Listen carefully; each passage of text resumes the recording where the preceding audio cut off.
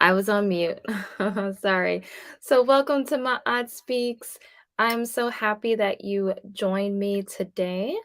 And I'm happy to be here today and talk about a very important topic. So, things are going to be a little bit different. Usually, I either, invite guests on or I usually have a guest on Thursday evenings, and I do have a guest today. But we are going to be reacting to a video that I was watching. And someone actually sent this to me, and I was watching it, and I was like, man, this is a very important discussion that we need to have on this platform. And so we're going to have that discussion today. We're going to just be kind of laid back today. Let's just be laid back, have the conversation, discuss what we need to discuss because it is very important that we do talk about the destruction of the Black family and where it is. And it's going to get kind of deep. So I do hope that you're ready for this discussion. So before I begin, I just want to remind anyone that is new to this channel.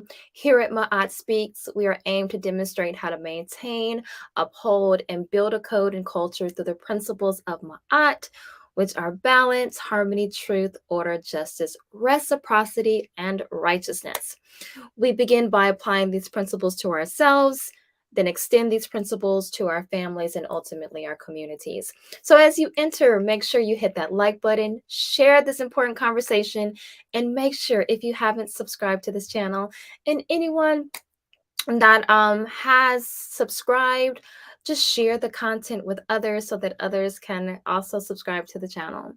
And also, as you know, that you can support the channel in a few ways. So you can support the channel by, of course, you can send donations to my Cash App. I have Venmo and also PayPal is Gen Health Revolution.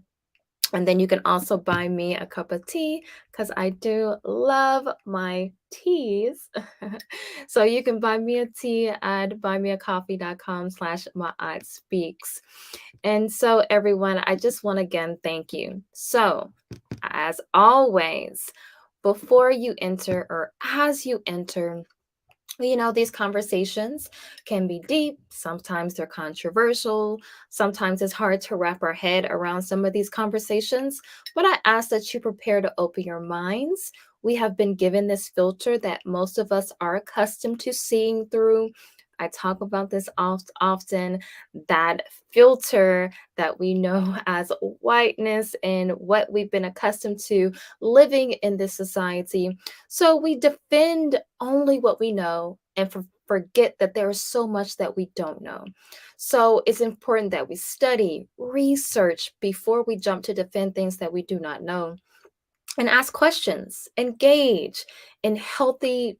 We can engage in healthy debates. We can, if you feel a certain way about someone or you think something about that person, and you're just sometimes you're just think that it's true about a person, you can actually ask the question. So we can ask questions to one another. But this platform is designed for learning and building with one another in our own communities.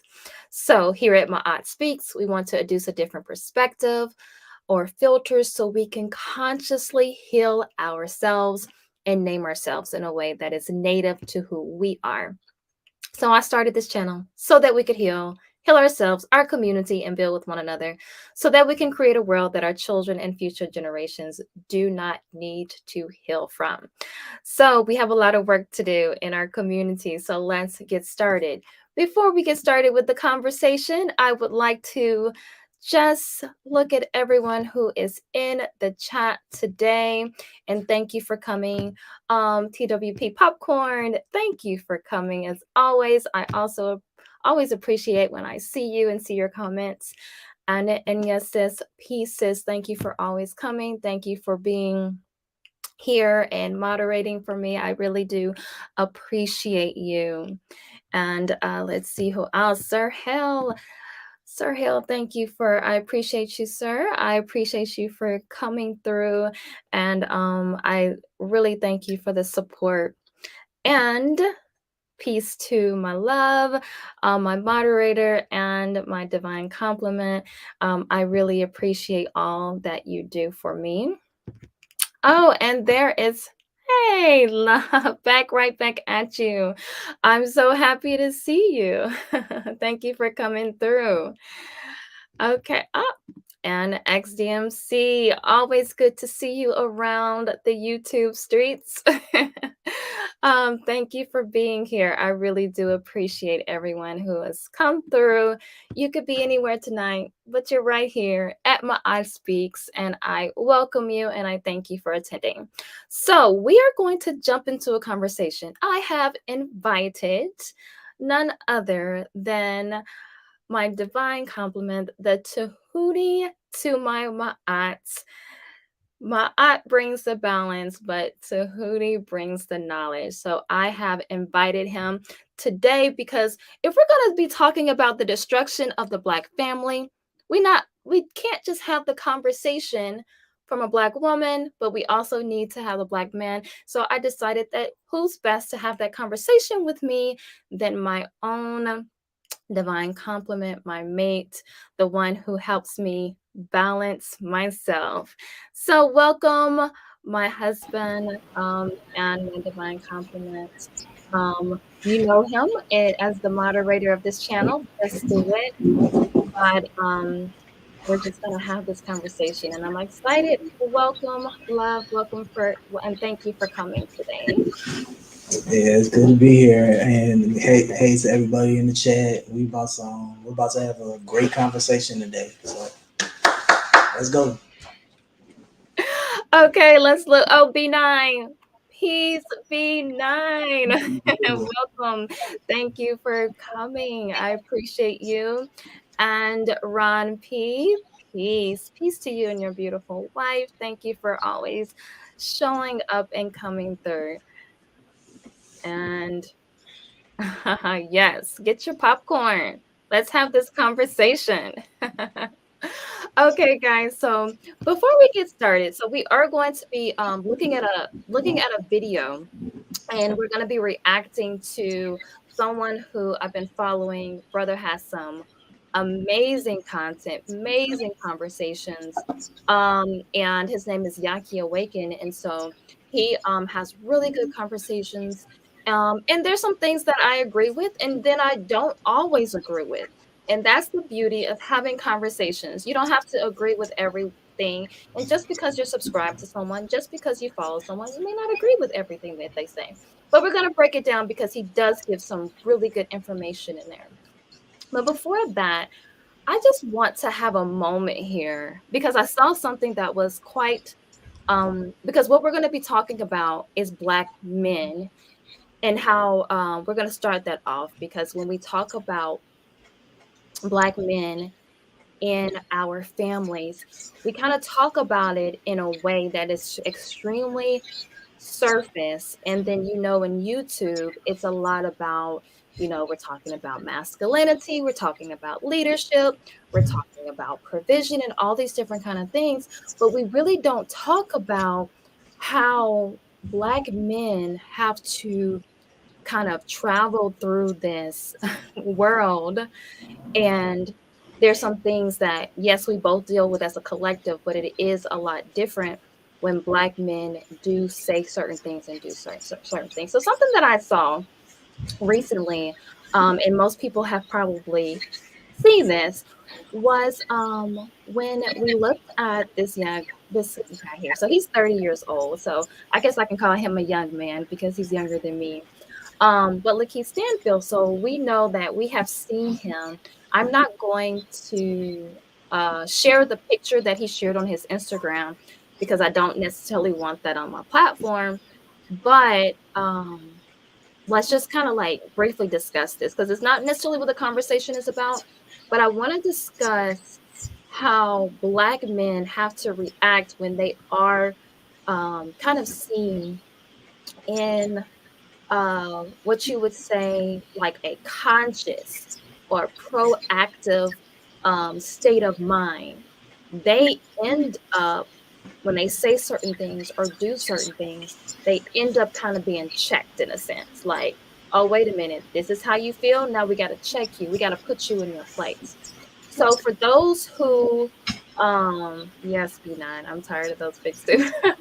so, so for those of you who do not know, what happened was he just recently posted a picture on his Instagram in what we would consider feminine looking clothes. So he had stockings on, and it was, it was a feminine, kind of feminine. And so we just saw this young man on The Harder They Fall, right? And then we saw him on Get Out. He's been in a lot of different things. He's in a show called Atlanta. And so a lot of times when we see him, we do see him in a very masculine state. So there was some controversy that happened. I believe it might have been last year. I can't remember, but it was on Clubhouse where he was in a room and it was anti-Semitism remarks being made. That's what they said. I don't know what the remarks were, but they pointed him out, one, because um, he was a select, one of the probably main names, and he was also a moderator. So he then came out and said, said he was sorry, different things that he was saying, because there were actually some people who were, I guess they were maybe Jewish people in the room, who were saying that, yes, it got out of control. They were making anti-Semitism remarks. And so after that, what you see is, and we saw it with Nick Cannon, we see it with almost anyone who ever says anything that they consider anti-Semitism, because we know that what they do, what they run, what they control, Whoopi Goldberg dealt with it a while ago. We see that in order for them to continue in the industry, they have to be made into what is the word that I'm looking for? It's just like, we have to put you in your place. Buck broken. They trying to buck break people. People. Right. That's what it Buck is. breaking. Right. And so now we see, like, okay, if you want your career to continue, these are the things that you have to do. Because, from what I understand, he used to say a lot of things really pro-black, and really in the conscious. He has a beautiful wife too. Like, his wife, she's a sister. Like, she is gorgeous. And so it seemed like, and if he was in that room and a moderator of that room, he probably did hold certain views. I'm not saying he was holding the views that were being put out into the room, but I'm pretty sure he held certain views. You could even see the way he used to dress. He used to dress in a way that was very kind of Afrocentric in a way. So I just want to briefly discuss it. So just do it. Tell me, what do you feel about this situation as a Black man? Um, First and foremost, I want to implore anybody who's paying attention to the media to stop looking toward to the media for our representation. First of all, um, I think that's one of our biggest issues is that we tend to look to the media to see representation, to see what we should be doing, kind of our popular culture, and that's one of the things that has been one of our biggest downfalls. Is always looking towards these figures to be our idols, to be the people that we're looking up to. So that's number one. Um, but when you get into looking at these celebrities, you don't get a chance to see what they do behind closed doors. So they're doing these things to to get to where they are, to get the clout. But when it comes down to it, when they do, and they feel like they've been accepted, they've been assimilated to the culture and to wherever they're going to. But what happens is they get comfortable. They end up getting comfortable wherever they at. They say what they got to say, and then next thing you know, they're being to that larger extent buck broken and told that you aren't as important as you think you are. So that's where a lot of our issues come in, is that we have a hard time having our black thoughts and taking them into these communities because they're not welcomed. So when we do try to portray those thoughts to a larger mass, or we try to give our ideas, whether it was Nick Cannon, because we saw Nick Cannon's show, he was going strong for a while, talking about all these ills that we have in our community. But once he mentioned that community, he was shown that we're not gonna basically we're not gonna have you do these type of things on our platform. So I think we need to be careful of who we're looking up to, and also when we get in these positions, not selling out just to get clout, thinking that we're going to be accepted. So I think that those are some of the biggest factors we need to pay attention to. Those are good points. Because I mean, one, because we look at celebrities, and I say that all the time. Like, we have to stop looking at celebrities as kind of our blueprint. But what's happening is, because they know how we follow celebrities, they put celebrities in our face to say, okay, this celebrity is doing this, and then a lot of us follow because celebrities are doing it. I mean, that's why advertising is so that's why advertising is so powerful, because they put the celebrities in the advertising, and then we're like, oh, okay, we're gonna go get this because the celebrity said to get it. So it's very important that we um really work on, if we're going to define ourselves, to actually define ourselves. And it shouldn't matter who um who is in the forefront doing these other things. Like, we have to define ourselves and really stick to that. I'm just going to go to a few of these comments here. The hierarchy of racism, yes. It's so funny, B9, when you say the hierarchy of racism, because it makes me think of that, how a lot of people talk about the Irish, and how people who are Irish, they try to like say, oh, we were like the black people back in the day. Like, it kind of reminds me of that, because a lot of Irish people, like, I had to struggle, we were hated. So it reminds me of that as well. Like, Breaking. Yeah. He's a great actor. He's a very good actor. I think it's an everyday struggle what we go through. Black men have feelings too, and I agree. Yes, we're gonna get into that. We're gonna talk about that whole idea of feelings and emotions. Blacks love their oppressors. Yeah. And let's see what else we have here. Now, just enlighten me. I forgot, us black men deal with this. It's always swept under the rug. Right. Yeah. And this is just, to me, it's a microcosm of what happens even in the workplace, or even out in society. Like, this is something that happens.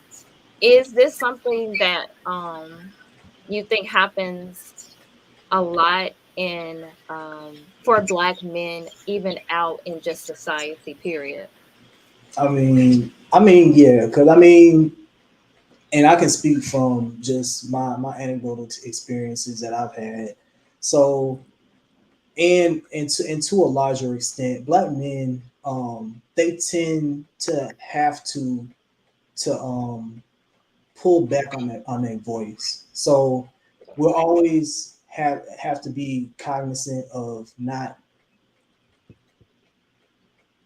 speaking in a way to offend people, because we're looked at as threats and predators in a lot of situations. So when you start really paying attention to those ideas, you realize that unless you have started to pave your own way financially, um, and among other things, your voice, gets it gets silenced in a lot of situations, especially when you want to speak up about something. If you want, you have black thoughts and you are speaking forward about things. So, but black men have had an issue. I won't say they've had an issue. They've had to deal with the silencing and basically having to curtail what they're saying out in public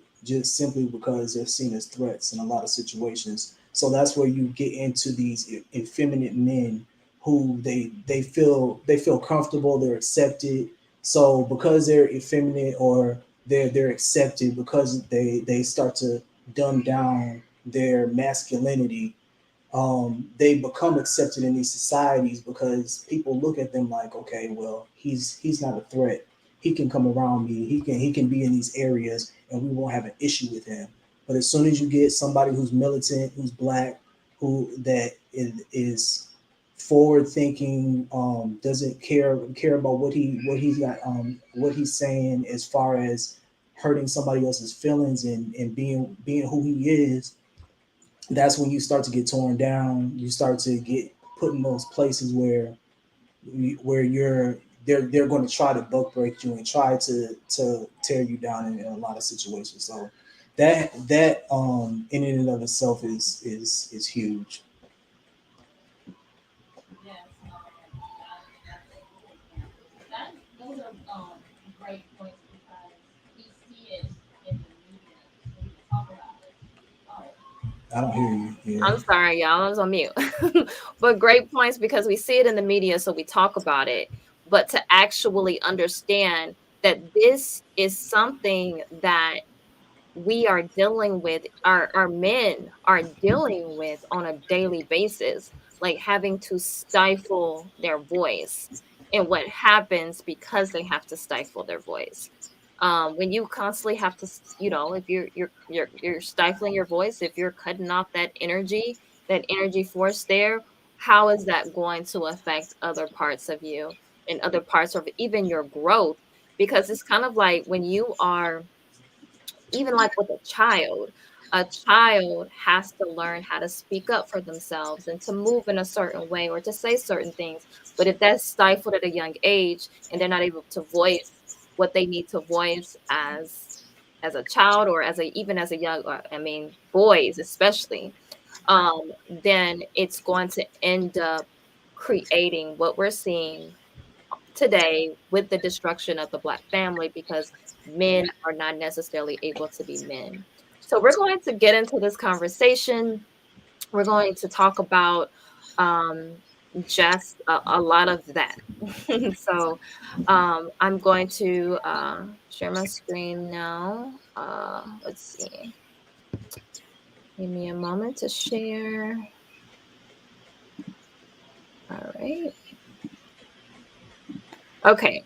So, the video, it is from again, his name is Yahki Awaken. I did reach out to him. I do hopefully can have him on my channel one day because he's really dope. But one thing that in this video, I'm not going to show the first video because it is it's a little troublesome because it's talking about it's showing a man how he's about to he actually does commit suicide. So it says the following content may contain suicide or self-harm topics, and we are going to kind of delve into kind of discussing some of that, but I'm not going to show the first part of the video.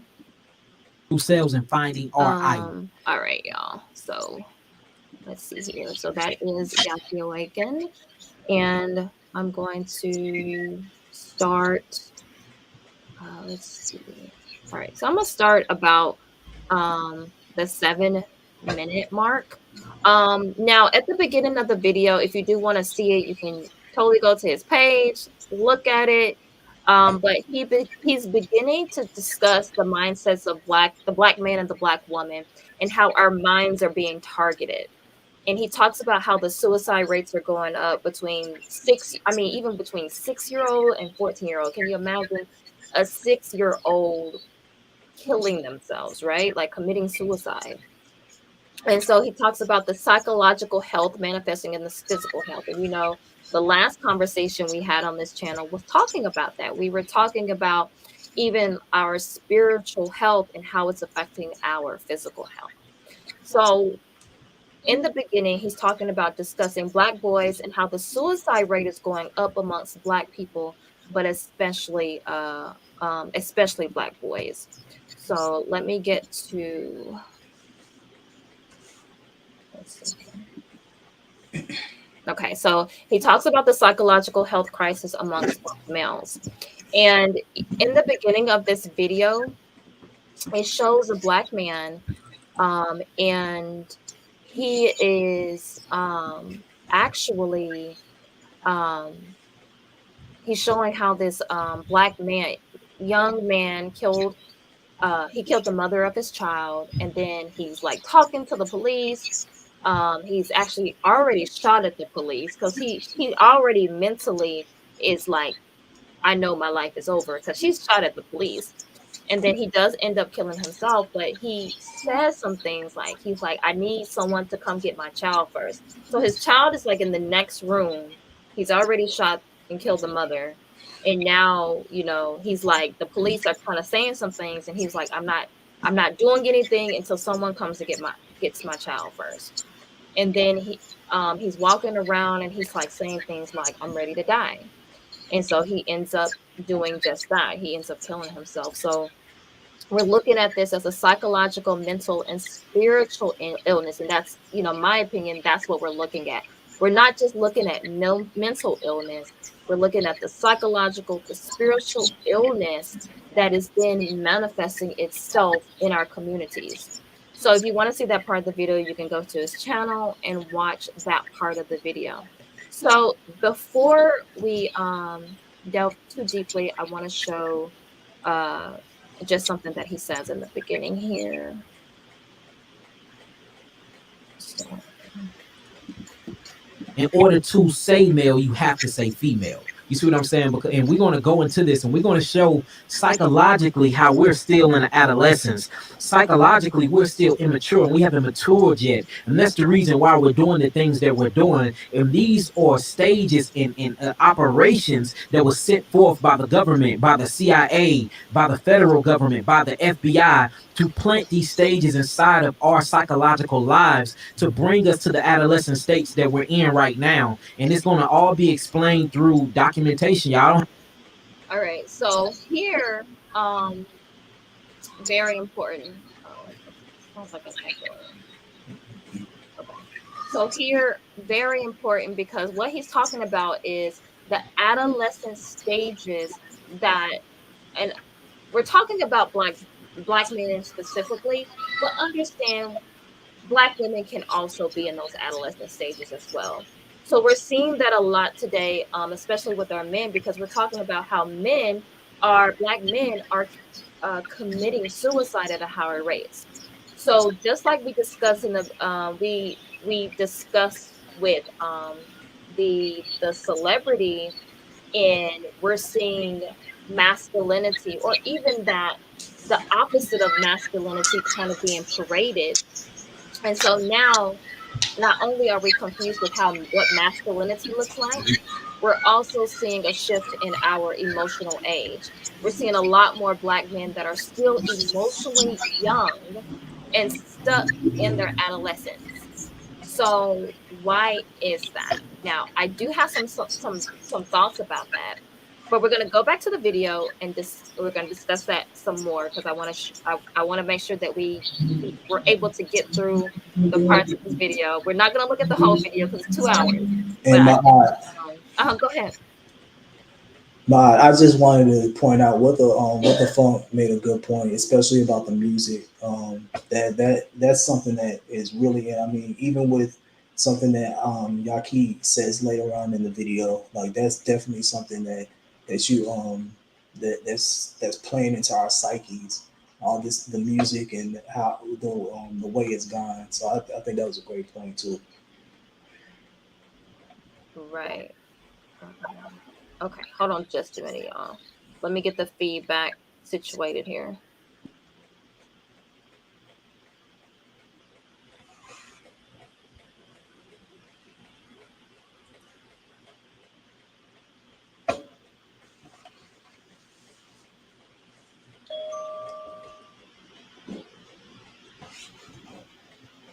Okay, so let's look here. I'm gonna look at this.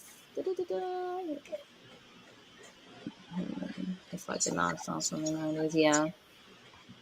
And welcome, What the Fun. Glad to see you here. So much of our music plants seeds of us doing destructive things. Yes, and that is something that we're definitely going to get into. The music, the entertainment, but the music is a big one because of how it does um, kind of get into our cells, into our brain synapses, into our subconscious. So the music is a big one. Let's see. Hey, just passing through, catching the replay. Oh, peace, Arshawn. Thank you for coming through. Song is called Undying Love. Okay. All right. All right. So let's get back into this video here. Okay. Everybody can hear me okay? Just let me know. Just put in the chat if you can hear me okay. I'm gonna go ahead and play some more of the video here. Hold on just a moment, guys. All right.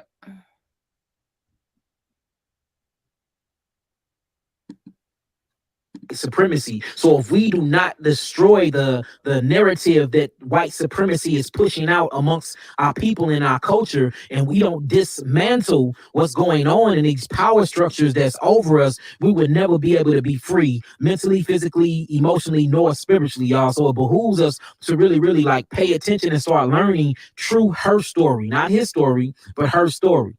All right. Now, what we're talking about is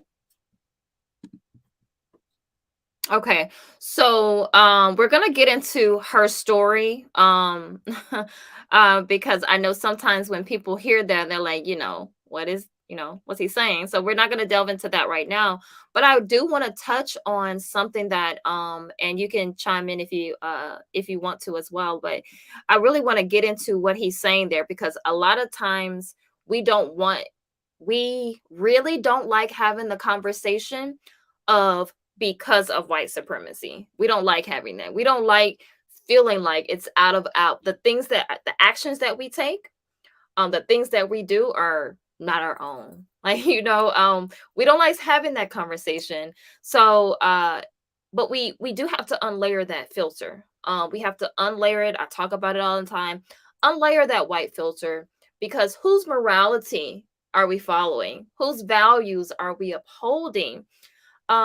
Because when you really think about it, it's easier for us, and we can talk about proximity, right? Because black on black crime happens because of proximity, happens because of who we're around. You're going to mistreat black people more if you're around black people. If you're around white people, they're going to have the opportunity to mistreat you more. But it's easier for us to mistreat the black man or the black woman or even the black child because they have constantly told the world and us that we're less than. So they see us as less than. So we see ourselves or we see the people around us as less than.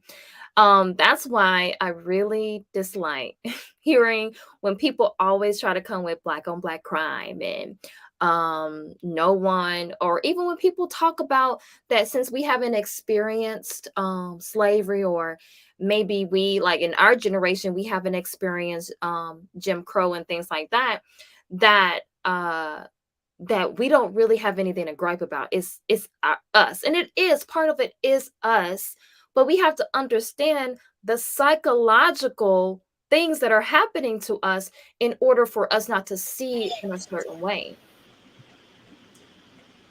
What do you have? You have something to say about? Yeah, so it's a very layered conversation. Um, when it comes down to it, we've like honestly, and this is just to be real, most of us have become extremely lazy. So like when we start trying to peel back the layers on all these conversations, a lot of people only want to speak about one layer of the conversation. So and rightly so in some senses because you want to be able to break certain things down, but you also like one of the things that I think people miss out on, and they say they understand it, but when it comes down to it, understanding that these layers are all intertwined is really big, and I don't think people really pay attention enough about how these different layers are intertwined and how we're dealing with our situation, whether it's spiritually, physically, and all these situations. When you start talking about the music, when you start talking about the fact that, I mean, and just to take it back just for two steps, um, we're we've been lulled to sleep with nice with presents with nice bows on them, trying to make things more convenient for us and things like that. We've been lulled to sleep in a lot of instances. So what happens is, because we get lulled to sleep, and when we get ready to really start to delve into these conversations, you get told, well, we can't talk about this particular thing right now. We only can talk about this, or we don't want to delve into that right now, because of either fear or just plain laziness, and trying to be able to oscillate on these different levels. So if you're sitting up here on just one level and not understanding that this other level is going to be affected just as much, if you don't talk about it, or if you don't try to do what you need to do for that level, is you're going to be basically running in place, because once you get one thing fixed, you realize that the other thing has to be adjusted, because it's connected. It's all connected to what the way where you're trying to go to. So that's kind of what I wanted to add to that.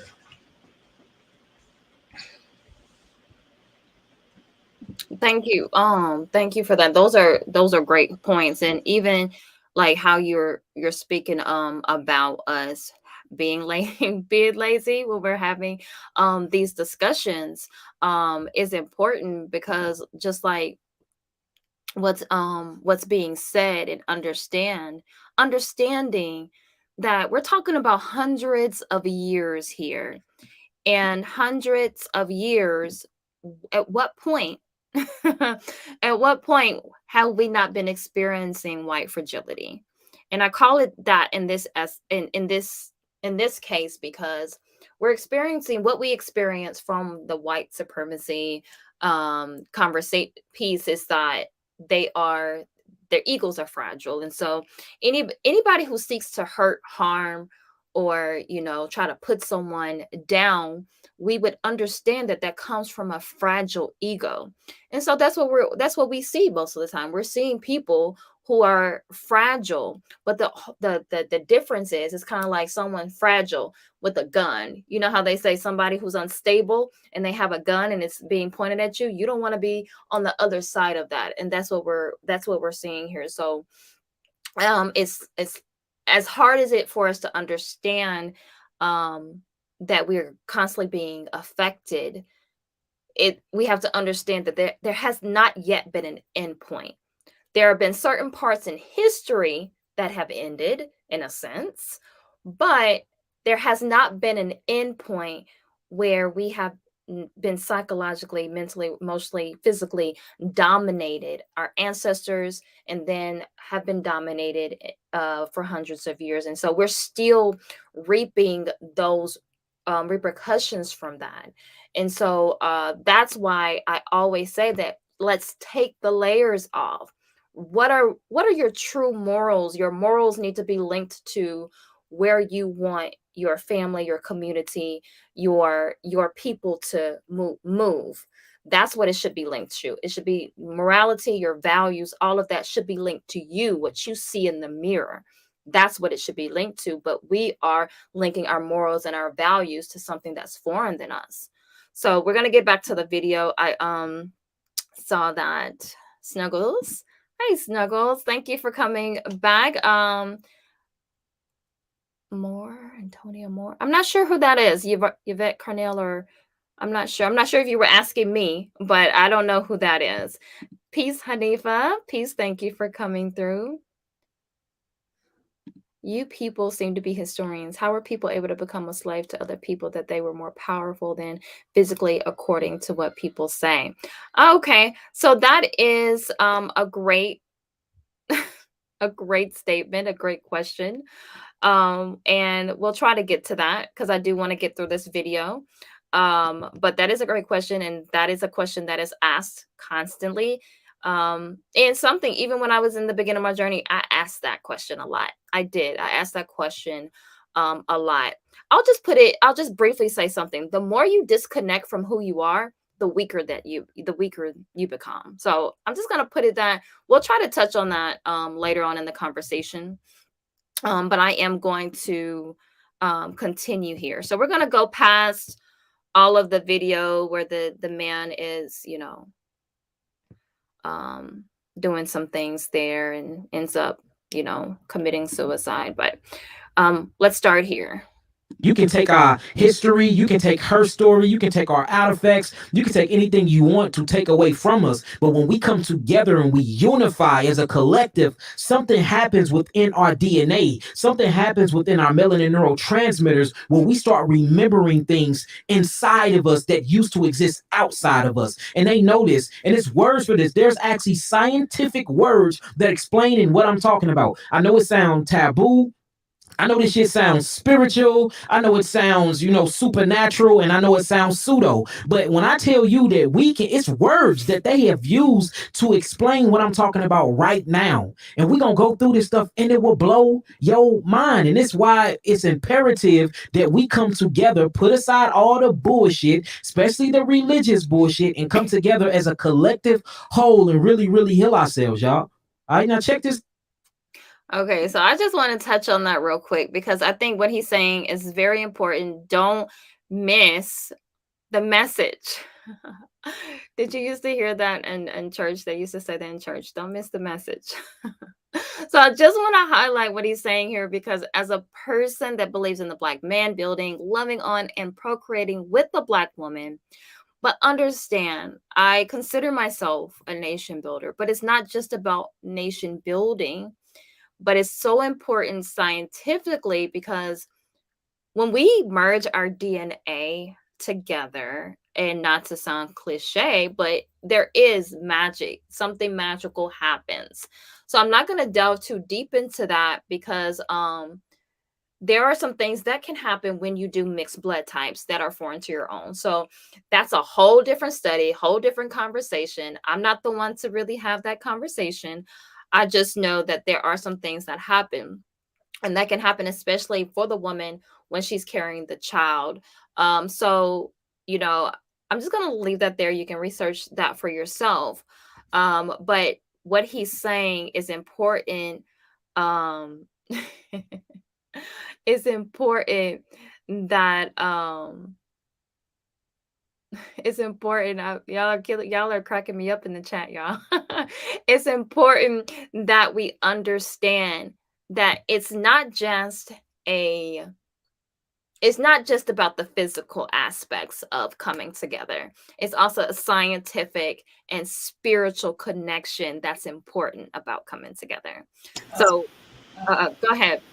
No, I was gonna touch on kind of the scientific part because I mean some of my background it goes into the science and stuff. So I mean when it comes down to it, like even when he starts talking about like the neurotransmitters and things like that, like I'm kind of jumping ahead again, but it's like to me, like even when you understand um, our vibrations and like what the funk was talking about when he was talking about music, all these things again are connected. When you start talking about music and start talking about the fact that we actually vibrate on a certain frequency, and because we vibrate on that frequency, when those things can be altered and changed and manipulated, it's just we have to be careful about what we're listening to, who's trying to control what we're thinking, how we're thinking, and how those vibrations are being really manipulated. Even to delve even a little bit deeper is when you start talking about our melanin when you start talking about the idea of, I mean, first of all, everybody has melanin. But what happens is that when you start talking about neuromelanin, pheomelanin, and then eumelanin, the eumelanin is what gives us our pigment, our darker pigment.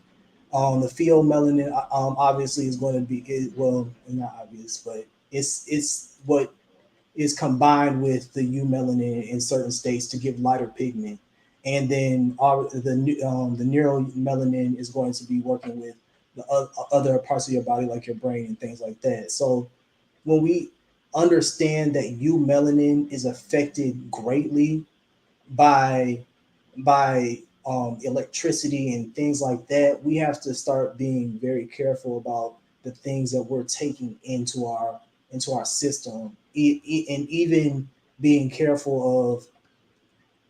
And it's hard because these things have been integrated into our society at this point.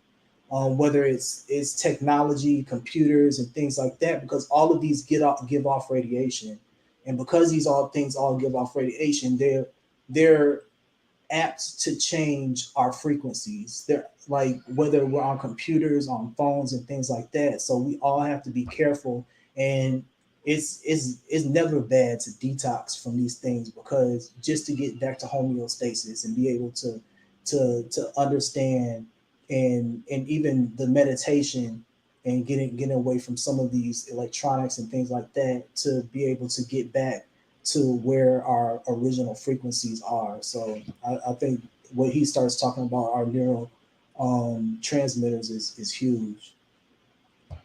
Yes, thank you for that. And that's why I have you here, because you can break down the science. So thank you for giving that piece. I think that answered one of your questions, uh Snuggles. But peace to Wally. I see that you came through. Thank you for coming through.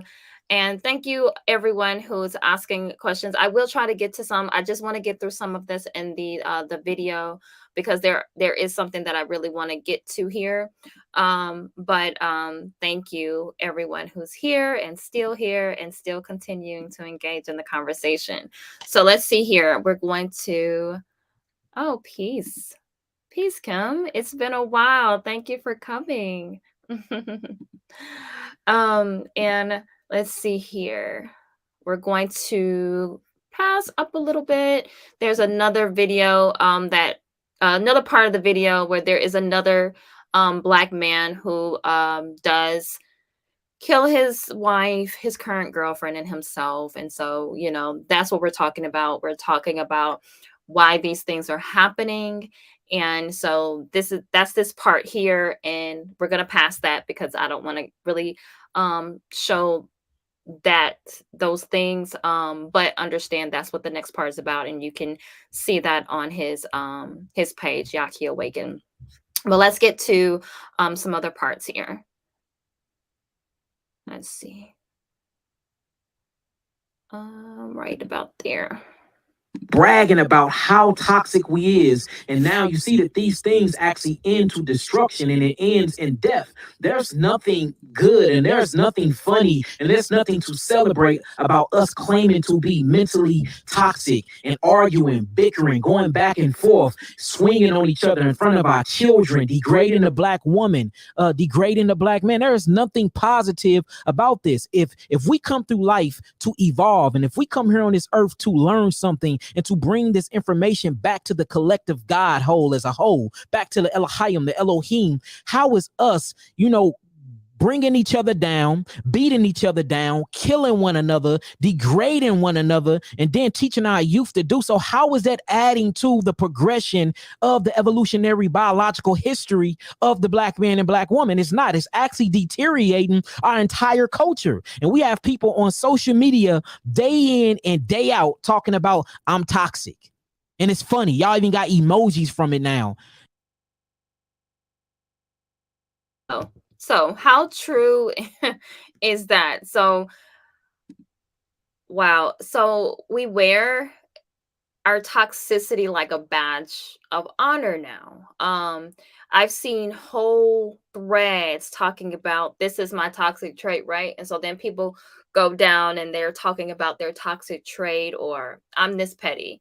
So we think toxicity is funny or a joke, even cute or sexy is like, oh, I think that's attractive because this person is, and not saying you might not even think it's toxic, but there are some factors in that man or that woman that is toxic that you think is attractive because you are associating it. You might be associating it with masculinity, you might be associating it with femininity, but it's cute. It's all cute until it lands on your front door. It's all cute until that person is now really showing you how toxic they are. So, this is important because we have normalized toxicity. We can talk about toxicity in the home all day long. We can say we can go and we can pinpoint certain things in our community that's toxic, but we have normalized so many things from our parents, from some of even the abuse that we see in our communities, or even our relationships. We don't know how to really love one another, right? Like, and so we have these toxic relationships. So it's very important. So, oh, go ahead.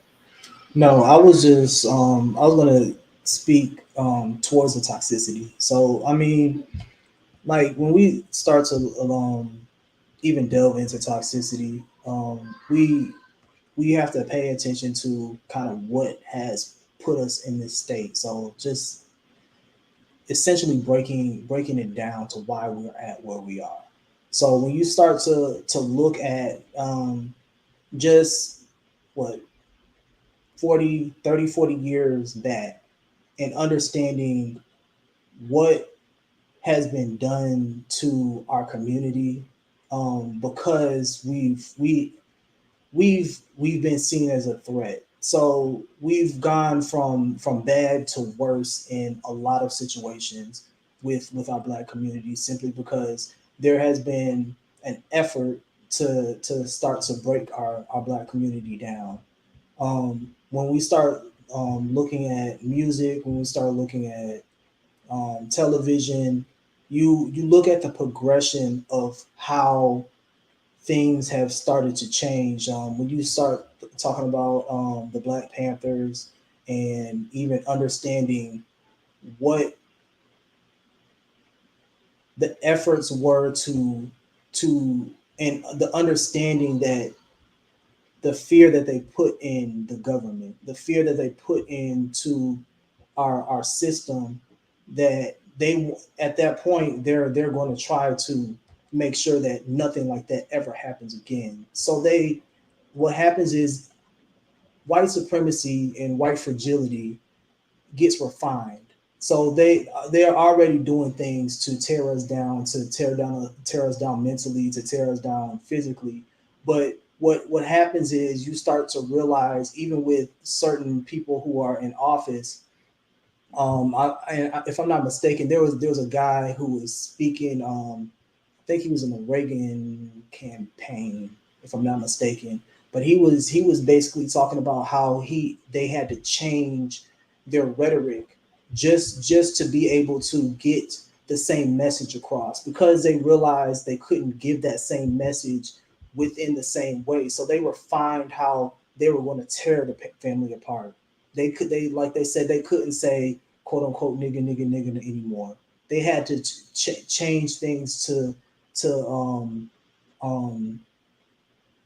whether it's urban or using code words to be able to infiltrate certain things into our community. So I mean, it's definitely a layered conversation, and it goes much deeper than even what I'm just talking about right now. But those are some of the aspects that we have to be able to be cognizant of, and look at simultaneously, that it's going on in our community, because they're actively looking for ways to refine what they're doing just to be able to tear our black men down and tear our black families apart. So I think looking into those things with a fine tooth comb is something that we definitely need to do as a collective.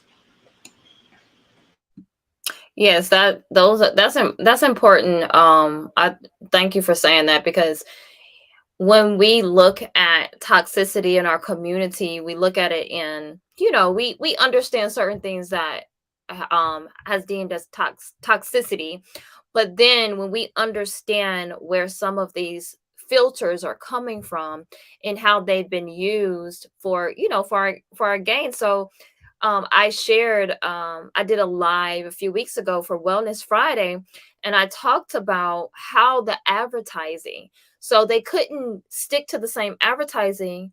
You saw, like, especially like with McDonald's commercials, there was certain advertising that they wouldn't, certain words that they would put in there. But when certain people, it's just like even the word colored, right? Like first, they couldn't use colored anymore. Like you can't say that anymore. You say that, they still say it in some places, and in other places, but from my understanding. But when we were talking about here, like you can't go around and calling somebody a colored, right? But we have adapted to these names. That's why I say it's important for us to define ourselves. Like, if even if we don't want to be called black anymore, or African American, and all these different terms, but we still, the Moors will say that we need to call ourselves Moors, right? But it's really important because we're defining ourselves through their lenses, again, their morals, their values. And peace to Don. Thank you for coming. I always appreciate seeing you in the chat. Okay, so okay, Snuggles, let's see. Why do people who are highly melanated get attracted to things that people who are less melanated created, that are self-destructive to people who are highly melanated? Snuggles, I always enjoy having you in the chat because you come with the questions.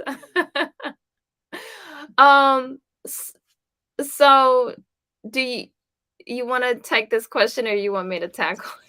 Yeah, leave it up. So, I mean, when it comes down to it, again, we gotta function on all these different levels. We gotta pay attention to our our physical, which our physical can be several different things. So when we start talking about again our vibrations and things that we're dealing with in our vibratory realm. Um, if we're looking at television, listening to music, all these things, again, they're going to vibrate on certain levels. So because and this is another thing, and I don't mean to leave that alone, but what happens is we have, and I talk about like the idea of sociology. The idea of sociology is is not looked at with the importance that I think it should be, especially by our community in a lot of sense, but simply because we don't look at how people are literally studying us, studying what we've done. We're probably one of the biggest case studies ever.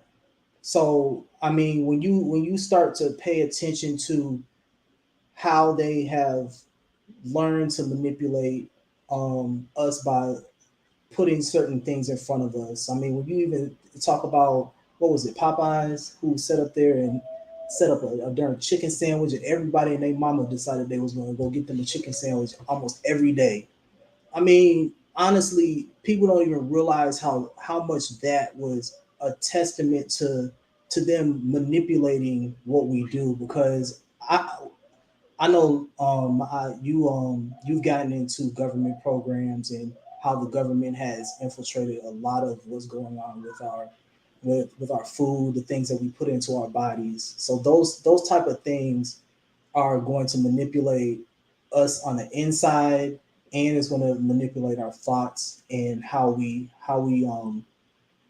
outwardly act on certain things. So I mean, that's touching on kind of what melanated people deal with. These things technically break down our melanin when you start talking about eating certain foods, and when you go into listening to certain vibrations and things like that, they end up putting our melanin in a state of stress. So we don't think right, we don't act right when we're not in homeostasis, we're imbalanced. So Leah, you can, I mean, I you can touch on that, and finish that out.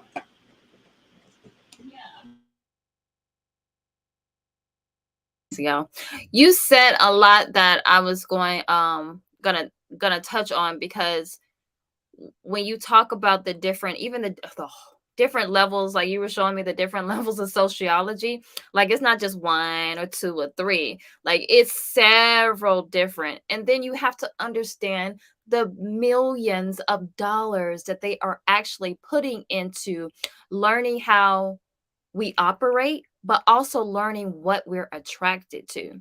You can't tell me that Popeye's chicken sandwich wasn't a case study. You can't tell me. Like I'm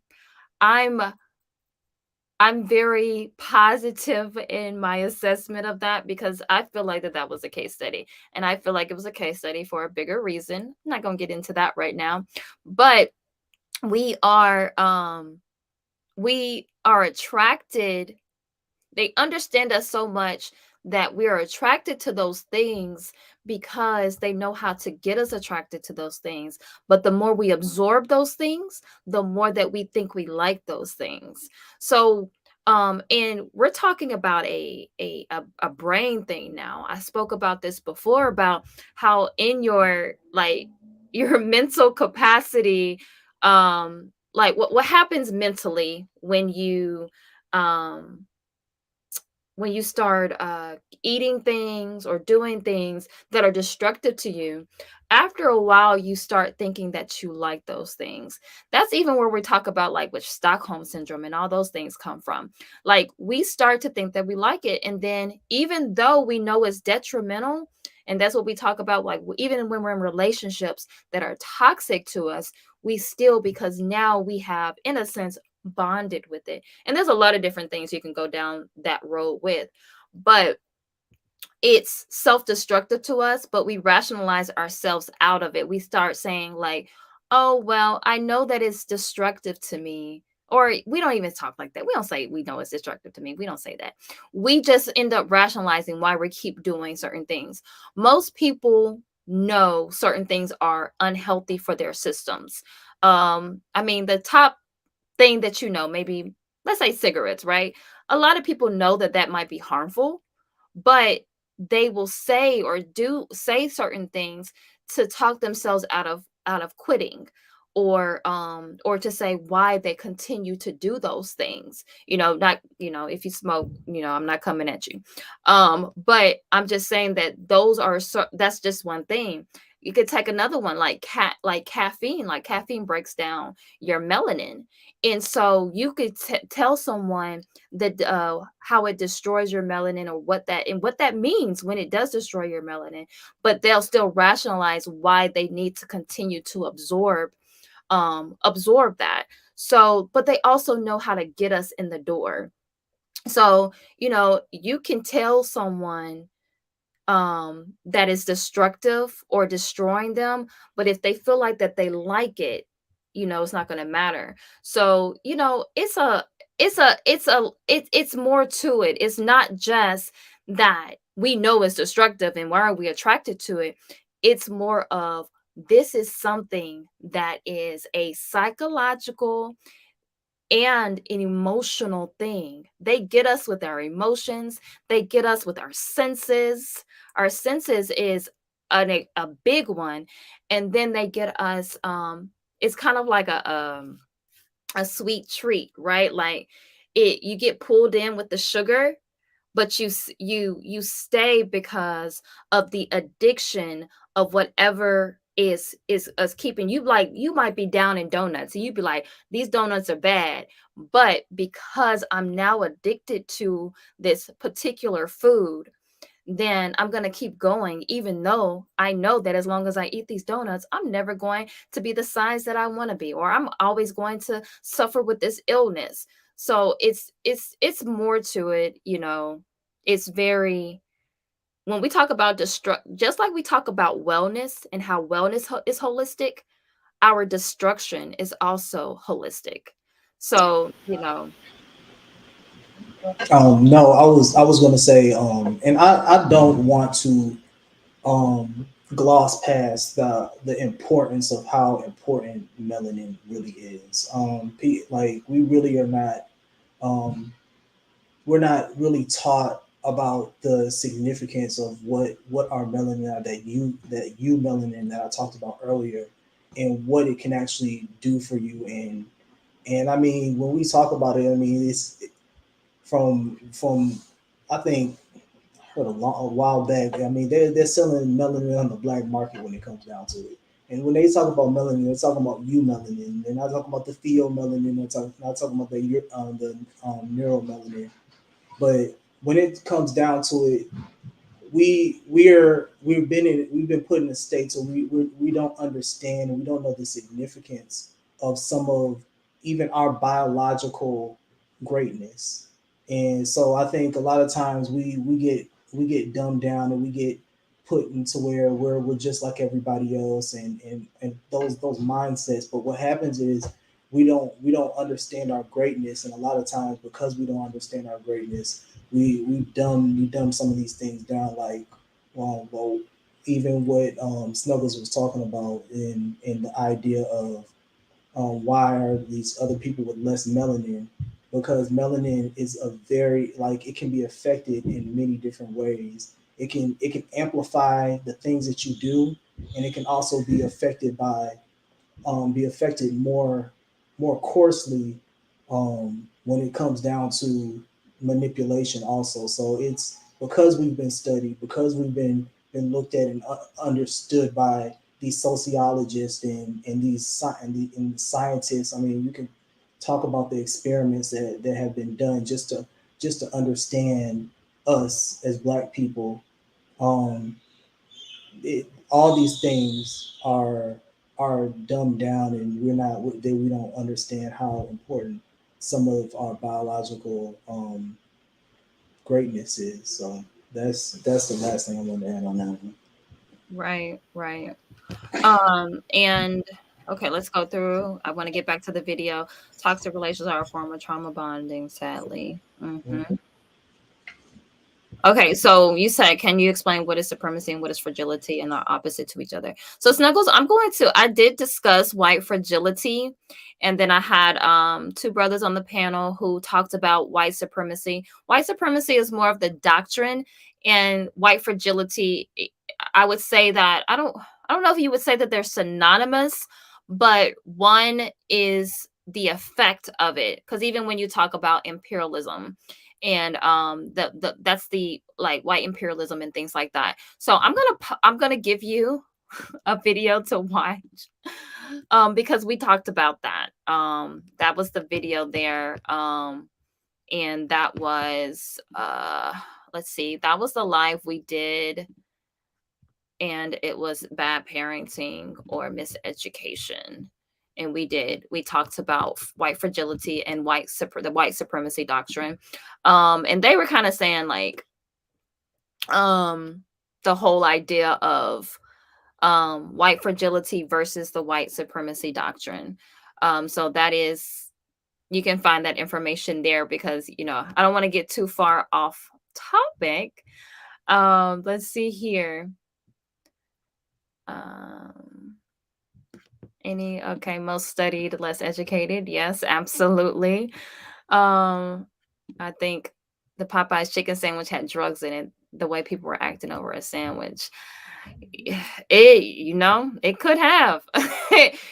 That's the very dangerous thing of how we follow, just based off of advertising, is because that is very dangerous, because they could be giving us whatever they want to give us, and they've been giving us stuff, and we just go ahead and partake, and they could be giving us something that is going to kill us. So yeah, it was crazy. Peace, Stunning. Peace, brother. Thank you for coming. I always like seeing uh your name in the chat. Okay, guys, let's see. Melanin is used in microchips. How many studies have people who are highly melanated done to understand themselves? Um, I think that we have a lot of people who in our communities.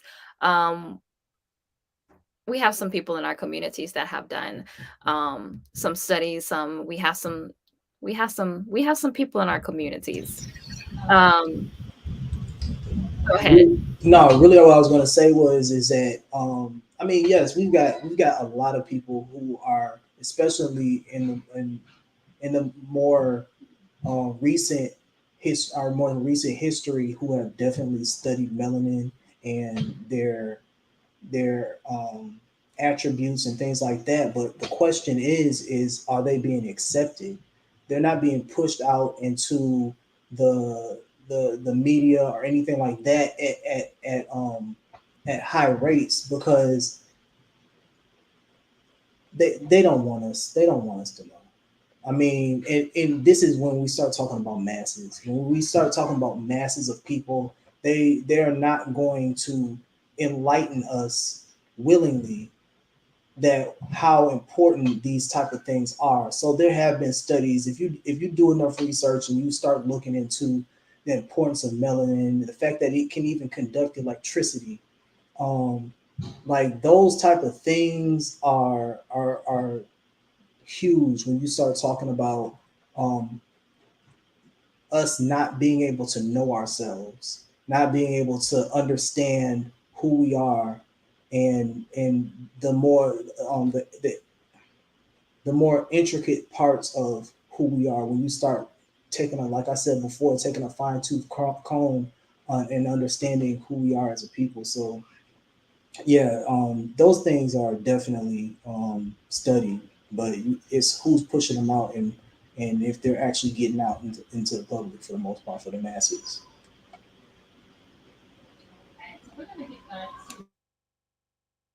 Okay, so we're gonna get back to the video here. Thank you for those questions and comments, everyone. But I do want to get back into this. Let's see. All right.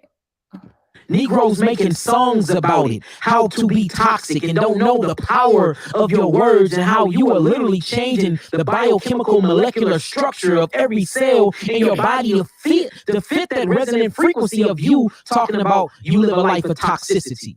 How toxic you is, how you love toxic women, how you love toxic gangster killers and drug dealers and men, and then you are having visions of you having babies or by these same gangsters, by these same gangbangers, by these same dope dealers, by these same jailbirds, and then you wonder why this toxic cycle continue.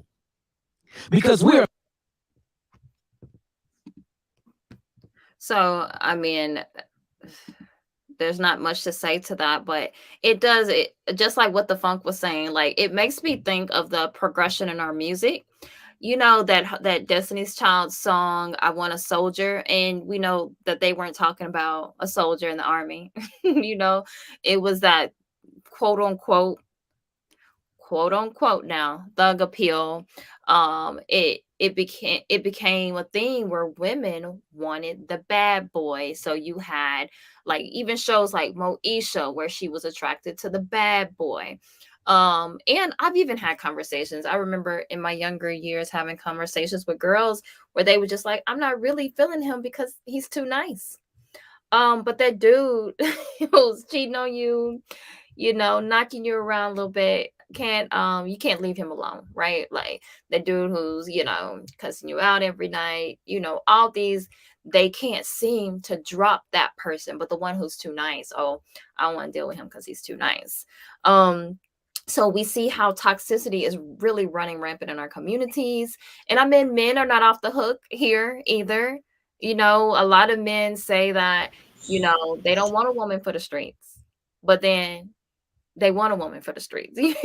So, like we go ahead. Go ahead. Yeah, it is. Is kind of to what I was saying earlier. When it comes down to, we gotta stop paying attention to this pop culture. We it in essence, we're missing our elders in our community. We're missing. There's a link. There's a bridge that's missing in our community.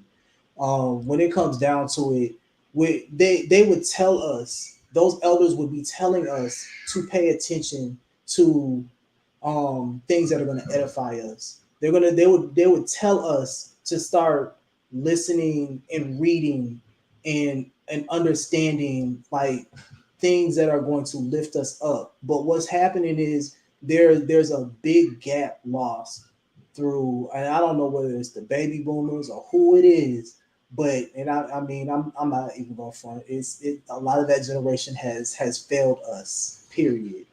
But when it comes down to it, Shots we fired. so when it comes down to it, it's all because they bought into a dream. A lot of them bought into a dream, and they lost even some of the aspects that the older generations understood about our heritage and things like that. Some of these older generations past the boomers understood a little bit more about our heritage, and they tried to push it onto the next generation.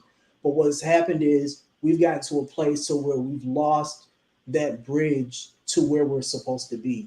So the education, the education piece is huge. I mean, even just understanding who we are, how it transmits certain, like, education can transmit certain protections for you. It can transmit certain understandings of who you are and where you need to be, and your path in life. But we've lost some of that education, really, from the start. When slave ships came over, they tore away that education from us. But from generation to generation also, that education has been lost. And then it's been replaced by these music videos, by this music that the system has pumped out to us. When you start talking about who's in charge and who's in the background putting this stuff out and paying people money to just to sell out. We talked about old boy. I don't even watch him watch media that much, but the guy we talked about earlier, how he's gotten to a place where he's sitting up there, he basically had sold out and gotten comfortable enough to where he feels like he could say what he wanted to say, and they shut him down. So when you start getting and understanding that we got to stop paying attention to these people who are putting out this garbage, the idea of the cookies have poison in them. They're sweet, they look good to you. You got music videos, you got all this thirst trapping or baiting or whatever it's called. You want to indulge in these things, but when it comes down to you're not looking towards your future. You're not looking to the people who are down the road, and that's kind of what happened with the bridge that has been lost. They weren't looking far enough down the road to understand that this was going to happen here and now. So yeah, about that. Okay. Thank you. I mean, yeah, that's very true. And I'm gonna speak on elders also, but B9, thank you. So Snuggles, you asked some questions here. I'm not gonna get to all your questions, but did the devil have bad children? And if so, what they look like? So Snuggles, sometimes I think I think you're trolling me. I'm sorry, I had to unmute for this. Snuggles, hey yo, Snuggles.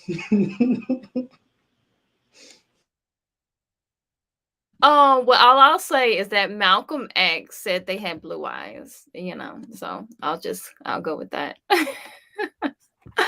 Okay, so let's get back. Yes, B9, they failed us. Yes. Okay, can you name a time when people knew they were being used and fought back, and what happened? Okay, so Snuggles, like, this is part of the issue too, with the history that we choose to identify with, because there were lots of revolts that happened, and they were these people who were not highly melanated we're fearful. So, you would have to go and research the revolts. And it wasn't just one revolt here, one revolt there. They like us to think that there was only one revolt here and there. But there were revolts happening all over, all over. Don't think that our people were just docile and sitting back, taking mess, right? That's just what they want us to think. So the TR baby, the nature of naturalistic human normality has been lost in this generation for sure. Yes. Yes. And we're gonna get into that. Okay, so if the devil's children had blue eyes, why would the children with darker eyes be fighting each other if you do?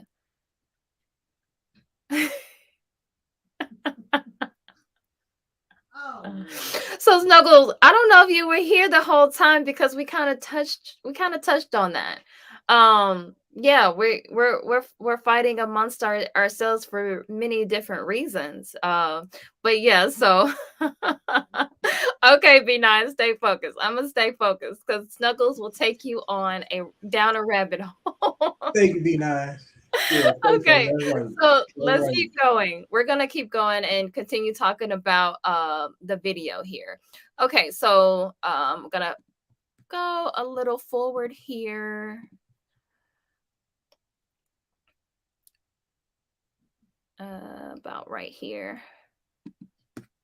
Like he's a bitch or he gay or he a whole ass nigga. Like we have got to stop this bullshit that we doing because we are killing ourselves because of it. Y'all don't see what this is coming to? The black man feel like he have nowhere to go to the point that his only rescue is taking his own life, relieving and evicting his own soul from his body.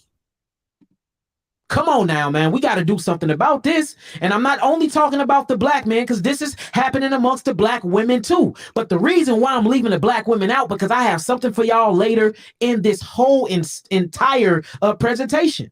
Let's keep it going. Let's keep it going. Dear gentlemen, science has a... let's keep it pushing. Dear gentlemen. Now, if you read this, it says suicide, third leading cause of death amongst black.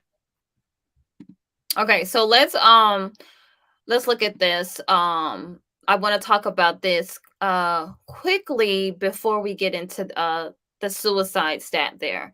So I recently I did discuss this on another platform that I was on in the spectrum of emotion. So we as women have always, and really since we were little girls, been able to go up and down the spectrum of our emotions.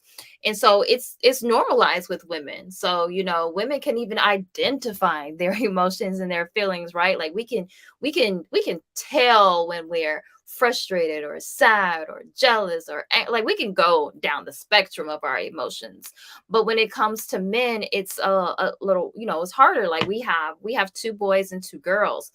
And their spectrum of emotions, are different, right? And when it comes to men and they're having that smaller spectrum of emotions, which I'm going to let you touch on in a minute, is has a lot to do with at a very young age.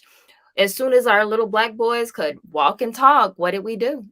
We said, if you're displaying a certain emotion, stop crying, stop acting like a girl, man up is a big one. And the list goes on. So then they grow up and then we're asking them questions like, why do you don't display emotions? Like what, like get emotional, and I've even said, and he can verify this, that I've even said to him, like, stop being so logical. I need you to actually show me some emotions in this situation. Like, so this has something to do with why men, and I said this at the beginning, being in that adolescent state and being emotionally stifled or emotionally ill in a sense, why they're not able to express their emotions, and why we as women feel like we have to we're like pulling emotions, like even with our oldest son, sometimes it's just like, trying to pull emotions out of them.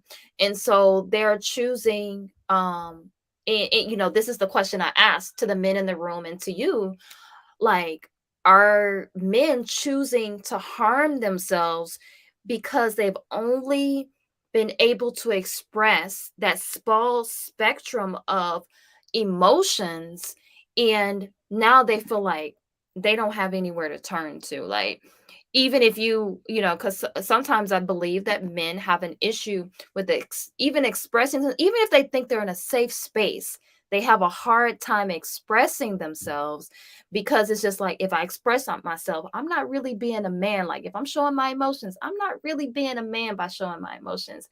You speak to that? Yeah. So we let's take this back to childhood. I guess you could say Carl Thomas. Yeah. So like if you really take this back to childhood, so our and honestly, if we're gonna do this, we're gonna do this right. So we our education has taught us how to how to react to certain things. Our miseducation has taught us how to react to certain things, how to deal with women, deal with our each other and things like that. So because we are really not in alignment with our our African spirituality, our African mind, we have a hard time dealing with a lot of a lot of these stresses that have hit us in the days that we're in right now, let's put it like that. But when we start talking about our childhood, like when we move up to what our parents obviously have been taught because they have been miseducated and things like that, they're teaching their boys to to be docile. When we start talking about when we start talking about these things the and how we learn to teach our boys, it's because we've been educated in a certain way to where we're going to teach our boys to either make sure that they're not going out into the world and being um putting themselves in bad situations per se, but at the same time it's hindering us in a lot of different situations. So when we start talking about our voice, so like I was speaking earlier about men's voice and being able to speak up and speak out about things, but we've had to curtail our voice to not seem like we are being violent or we're coming off harshly. It's been frowned upon to be able to yell and things like this at other women, whether it's you talking to your son about dealing with their sisters, and it's just you teach them how to act. I mean, we were taught this. We teach other people how to treat other people. So when we get to our older age, we're not deterring from that. It's just it's morphed into a different situation. So you're hindering your sons. So when we get to these places, and really what I'm trying to say is that when we have been imbalanced in our community for a while now, you've got women teaching their daughters to be strong, and basically getting their sons and and giving them everything they want, and treating them like they're either the man in the house, or they're treating them like I don't want anything to happen to you.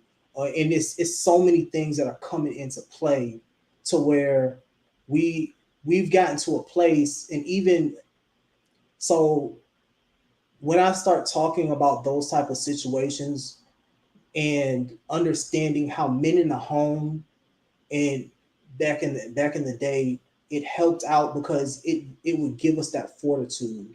We would be able to understand certain things. We would understand how we were supposed to move in the world, how we were supposed to go through some sense of, and he talks about this later, of ritual and a sense of what's it called, my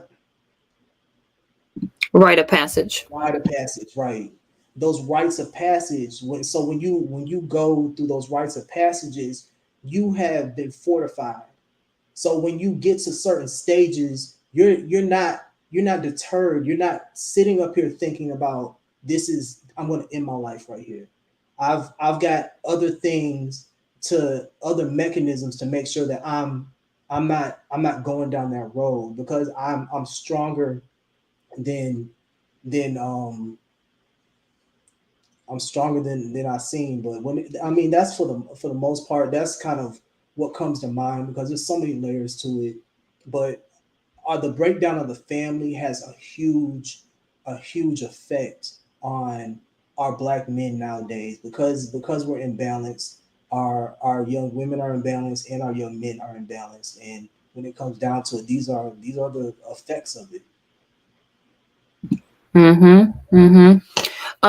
And uh so I mean that's important to understand because we talk about these things, and even when we get into kind of the battle, like black man and black woman get into these battles, it's not us understanding the other. It's just like I would just want to understand. I mean, when I get into an argument with someone, I'm not trying to understand. I'm not trying to understand their their point of view. And a lot of times that's what happens when we as people get into arguments. We're just trying to understand us. We want our feelings or thoughts to be kind of put at the highest esteem as opposed to what the other person may be feeling.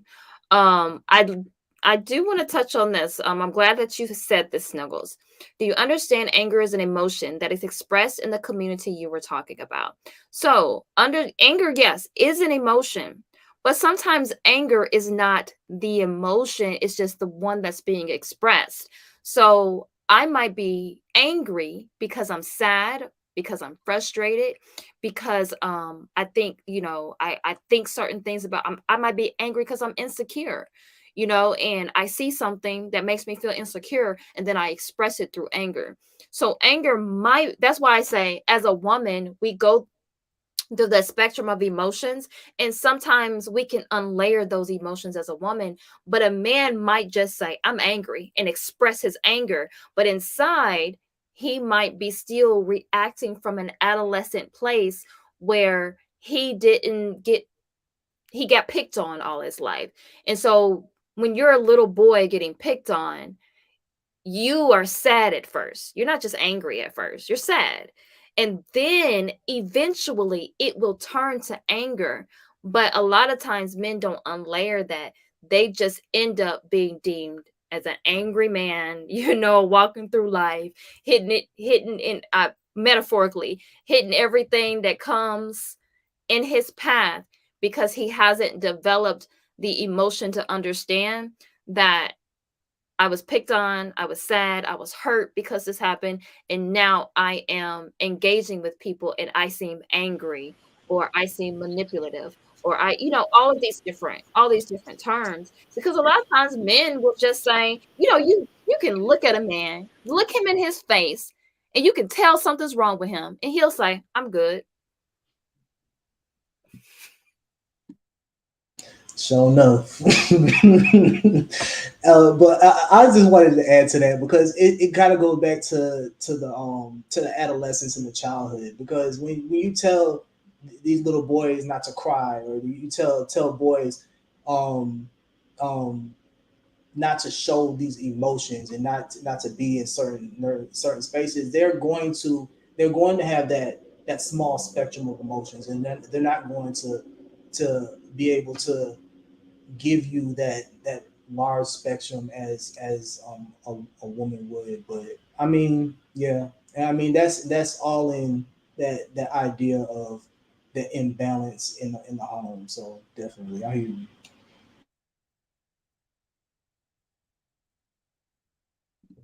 We're going to get back to the video here. Oh, okay. So I'm going to go ahead and just read this. So he's right here, he's talking about how suicide is the third leading cause of death of Black men. He said a 2019 report released by the Congressional Black Caucus says that death by suicide among Black youth is rising faster than any other racial group. Suicide ranked as the third leading cause of death in Black men from ages 15 to 24. Black men are 4 times more likely to die by suicide than Black women. So, and we're seeing that it's even rising in Black women, right? We saw the beauty queens, I believe. Now some people think it was something else there, but we're seeing that it's happening more in Black women, but it's rising in Black men, and it's a sometimes scary thing. I mean, we have two sons, right? So not only do we have this thing, this overarching thing about just Black men being in the world in this society, having to deal with brutality or being a Black man. Now we have this where now we have to deal with also, they could also not desire, but end up harming themselves. So, that's a, scary thing to kind of go to. Okay, so I'm going to go back to the video here. All right. Okay, so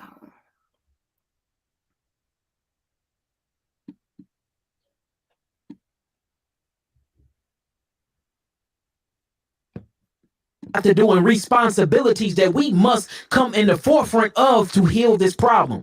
If you look at the word husband come from the root word husbandry, and a husbandman, these used to be farmers. See, if you go back into slave days and you go back when we was in ancient Sumeria, when we was in Kemet, when we was in Egypt, when we was in Nubia, when we was in Lemuria, when we was in Atlantis, you will see that we was very, very in agreement with our culture, agriculture. So you've seen a lot of us planting seeds, forming, growing things, feeding whole civilizations of people. So in order for you to be a husband is someone who know how to plant the seed, cultivate the seed, harvest the seed, take care of what he harvests to replenish it again, for it can feed nations of people. So if you look at the root word of husbandry, it actually means a farmer, a responsible, good farmer at that. So man actually equals husband. You cannot be a man until you're a husband. A husband is somebody that know how to provide. What's the first thing he's going to be providing? Something that's essential for the household, essential for life. That's food. Without food, you can't survive. So usually the husband was called, or the farmer was called the husband. Then once the husband, since he's the farmer, he's the one who actually plants the seed. Once it comes harvest time and he pulls the seed from the soil, or he pulls that seed that he done cultivated inside of the Black woman's soil or inside the Black woman's womb, when he pulls that seed during harvest time, he become a father. He's the father of the household, or he's the father of the seed that he just planted and cultivated that he's pulling back. So now we're starting to get into real history and real definitions of names. And these things need to be implemented and taught in schools, not the educational mathematics bullshit that they teaching now. Teach men how to be men. But you can't do that if you in school learning about what you got young Black boys in school learning about white female teachers. Or about white males. How is that going to, relate to us? It's a different group, different biochemical makeup, different way we perceive reality.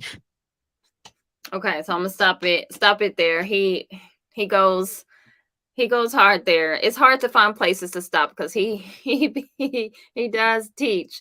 Now, so he said a lot. I'm not gonna touch too much on the man equals husband, because I feel like that is self-explanatory. Like, and the etymology, he's talking about the etymology of husbandry, and I'm not going to delve too much in the etymology because also when you start looking at the etymology, it also talks about like where it comes from, and then words take on different meanings at different times, because you look at one meaning, it says home, you look at different other meanings, it has so many different meanings. But I'm gonna stick to what he says here about husbandry. And I'll just note that this is where our spirituality comes from. It comes from nature.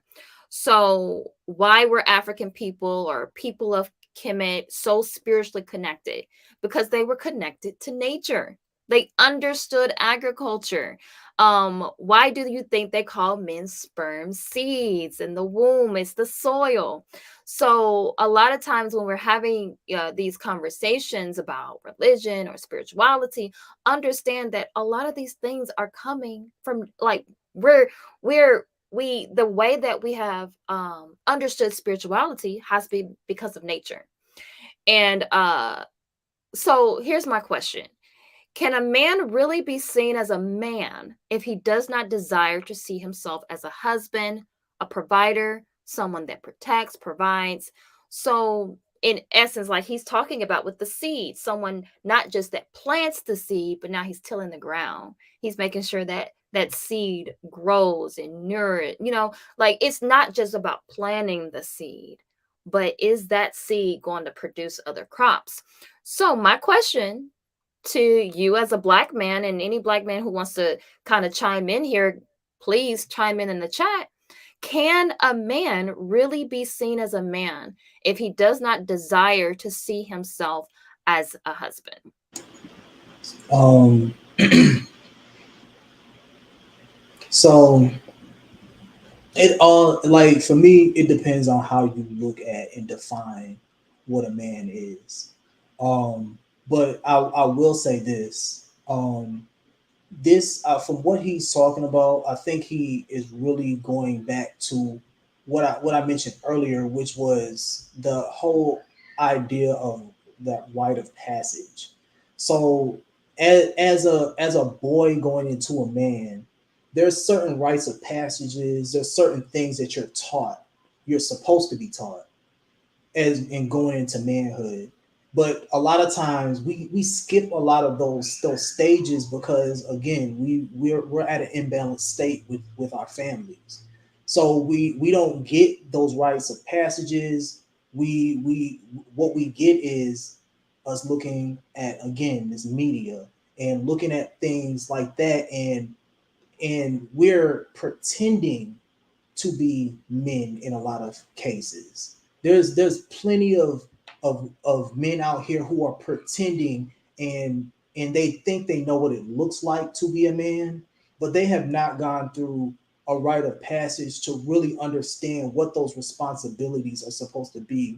We have a bad issue of looking at um monetary and materialistic things that are going to say I'm a man. I have a whole lot of money.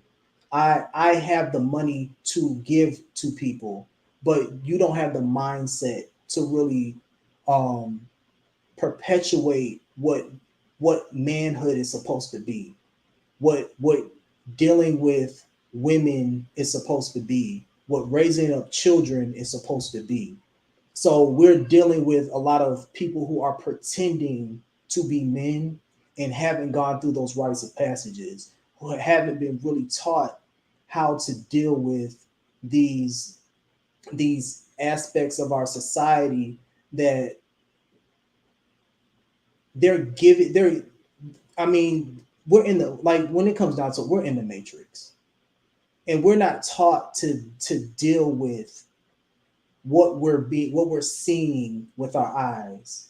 We see a lot of things with our eyes, but we're not getting a great understanding of where we're supposed to be and how we're supposed to do things for our future, for our grandchildren, our grandchildren's children. So we get left into the idea of, oh yeah, I'm getting money, I'm living a great life, I get to travel, I get to do this, I get to be able to be with multiple women and all these other things. But the problem is you're pretending to be what it takes to really have a family and to be able to build upon a legacy and build wealth. And when I say wealth, I'm not talking about being rich. Wealth goes far beyond money. well, you've got wealth of understanding and thought, wealth of culture. There's so many other things that men are going to have in their repertoire to be able to to lead a family, to be able to grow their children and edify their wives and things like that. So I mean, when it comes down to, I'm gonna get off my soapbox, but when it comes down to it, when you start really understanding those rites of passage and understanding that again, our elders have put us in a precarious situation because we have lost those rites of passages through the fact that they're not there to teach them to us. They're not there to take us through those rites of passage because usually it was the prior generation that would put you through those paces of going through those rites of passage. But we've lost that, and we're looking towards celebrities and other things that are flashy to give us our idea of what manhood or what womanhood should be. Because when it comes down to it, women are the same way in like looking at this pop culture and trying to aspire to be people in that culture. So we've we've got some work to do, but yeah, that's my take on it. Okay. Okay. So here Enya says, I think so, so because some men can have children or some understand the system of white supremacy and rather not bring children in this system. So um I I understand not being able to have children. Like if you can't have children, you can't have children. Like if there's something going on there. But um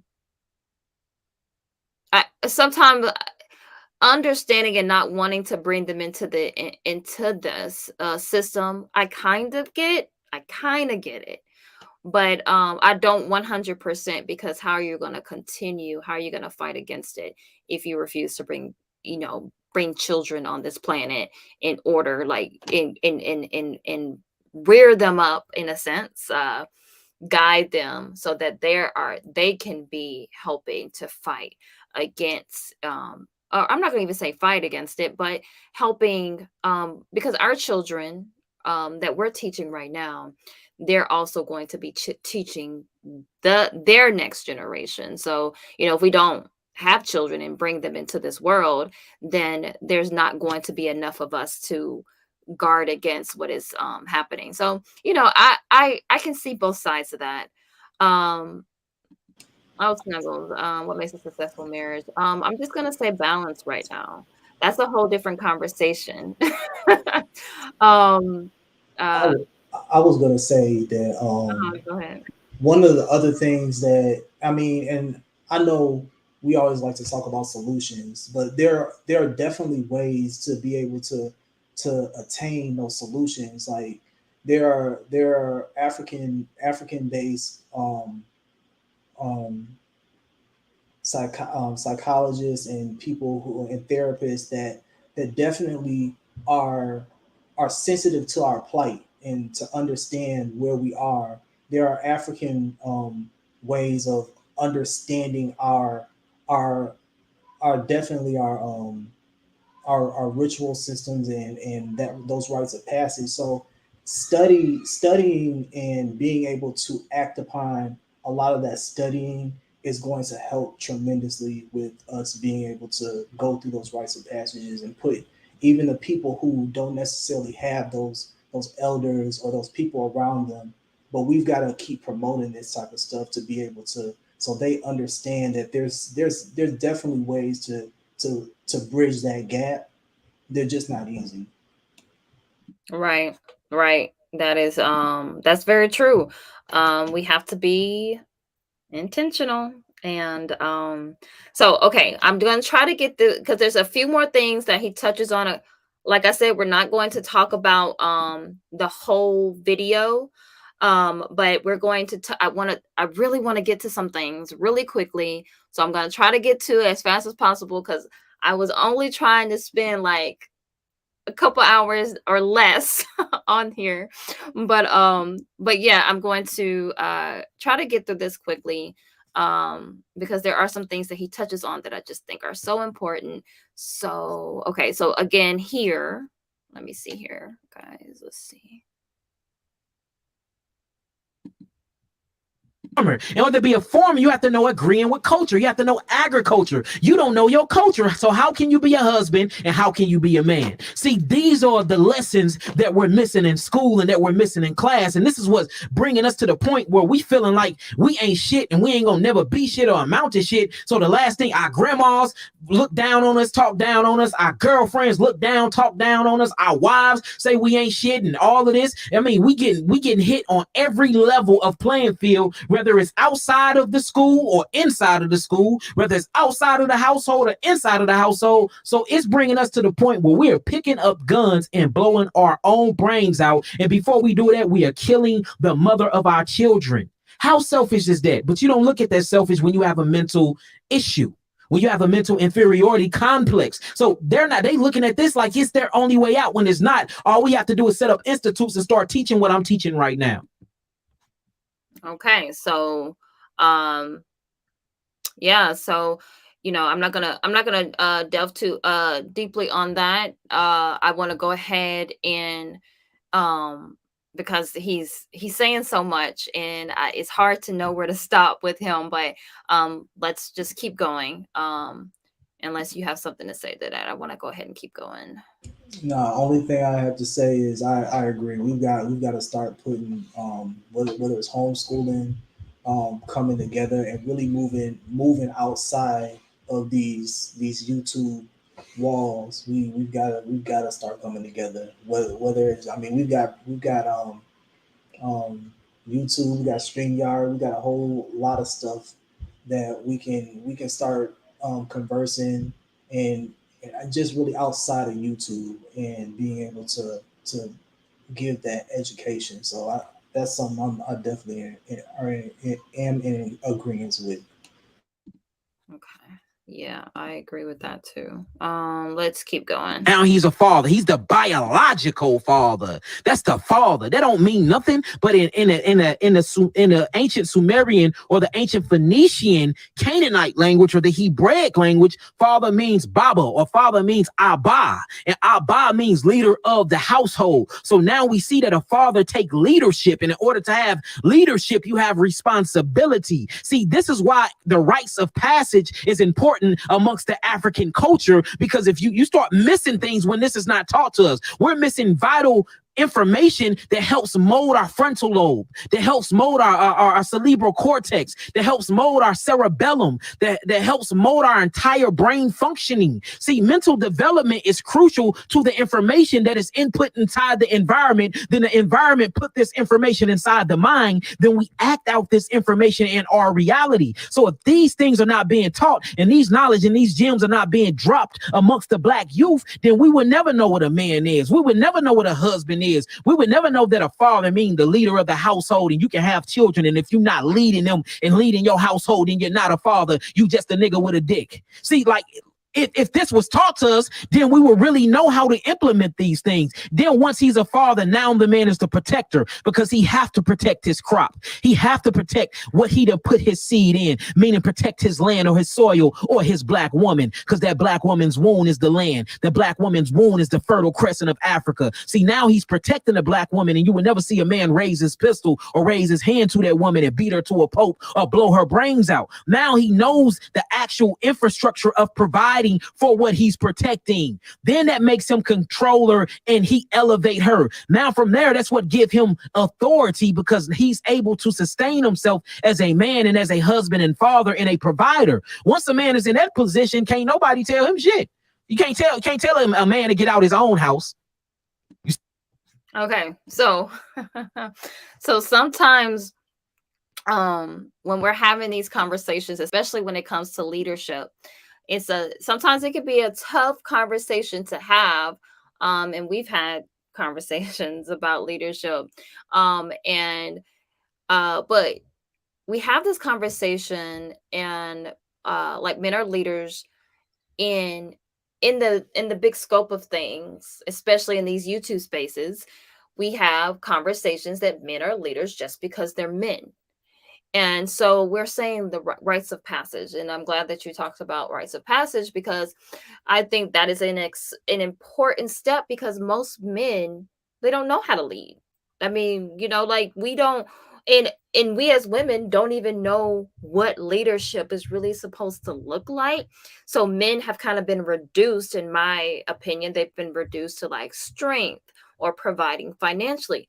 Those are important factors, but they're not the only factors in understanding how to lead. So when leadership is in a foreign concept and we're getting it from something that is foreign from us, um, it's now it's foreign because we're wanting something based on someone else's identity, but then also it's also being filtered through Black women, because most of our households have been in single mother homes. And so now leadership actually looks more appealing to most people if it's a woman leading. And so we have these conversations, but we haven't always agreed on, even the conversation, but about leadership. But I think we have to start actually having the conversation in a way that we understand the steps that must be taken to leadership, so that we are both on, that both parties, both men and women, are on the same plane. So I would like for you to kind of discuss leadership, what leadership should look like. Do you agree with what he's saying about leadership? What do you think leadership should look like as a man, as a Black man? Um, so to the point that you were just talking about, like that men should be leaders just because they're men. That's that's bullshit. Because when it comes down to it, like there's plenty of men who have not learned how to lead. So I mean, again, we go back into that mindset of, we have been brought up in a certain way, and because we have gotten to a certain age, or we're doing certain things, or we're pretending to be men and pretending to do what it looks like what men should be doing, we are automatically supposed to be in that position. But that, honestly, when it comes down to it, those rites of passages, and it's just like, I don't want to keep on harping on it, but it's important, because those rites of passages teach you the importance of, like he was saying, the womb. It teaches you the importance of our connection to nature. um it teaches you things that are deeper than just what's on the surface. So a lot of times, there's a lot of men in leadership who want to show a bunch of bravado. They want to show that they're a man. They want to show that I can do this, and I can bulldoze through anything that I want to because I'm a man.